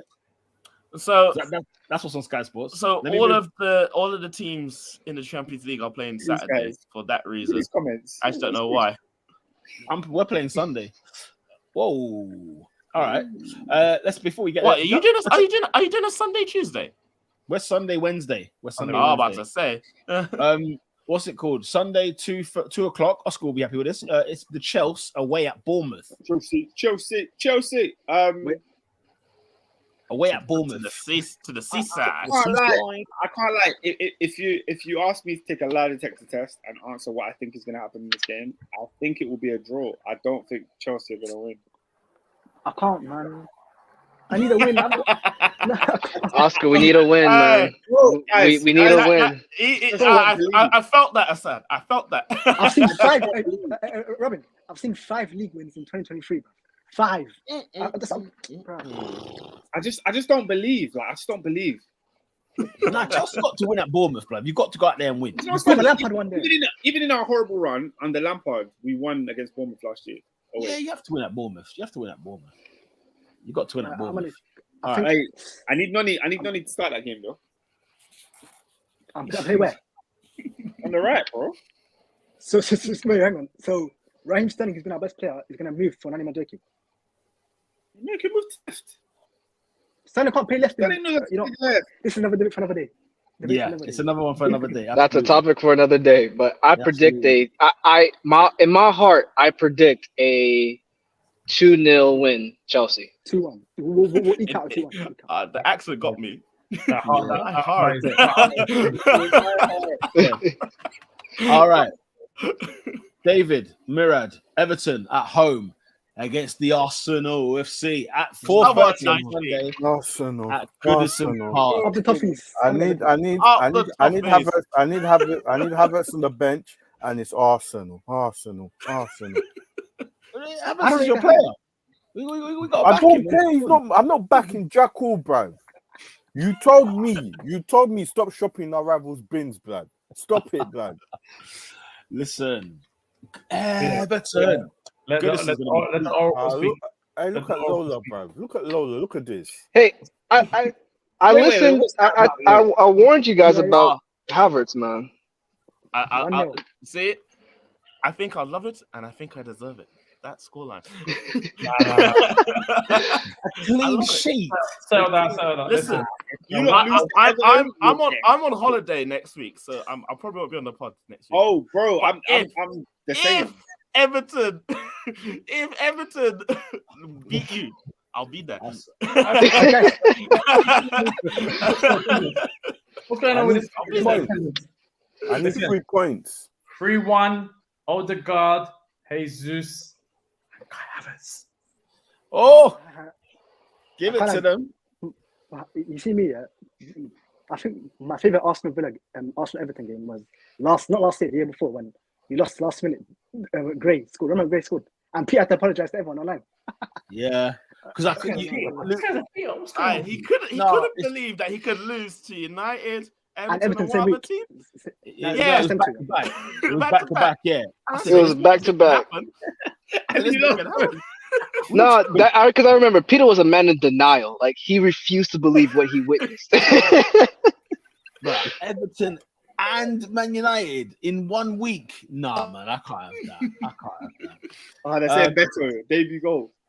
No, allow me, man. Like, Arsenal have to go out there and win. I'm going to Goodison Park, so we're going to bring out the boys. We're going to Goodison.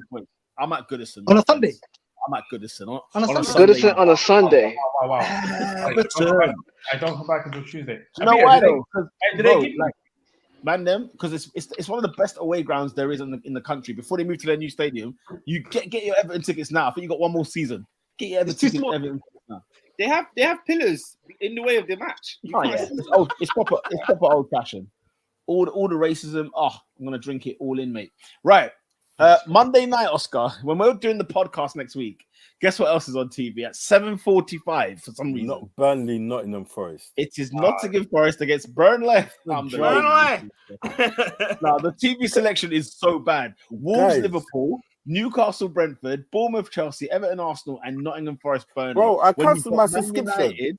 When you've got Man United, Brighton, and you've got West Ham, Man City.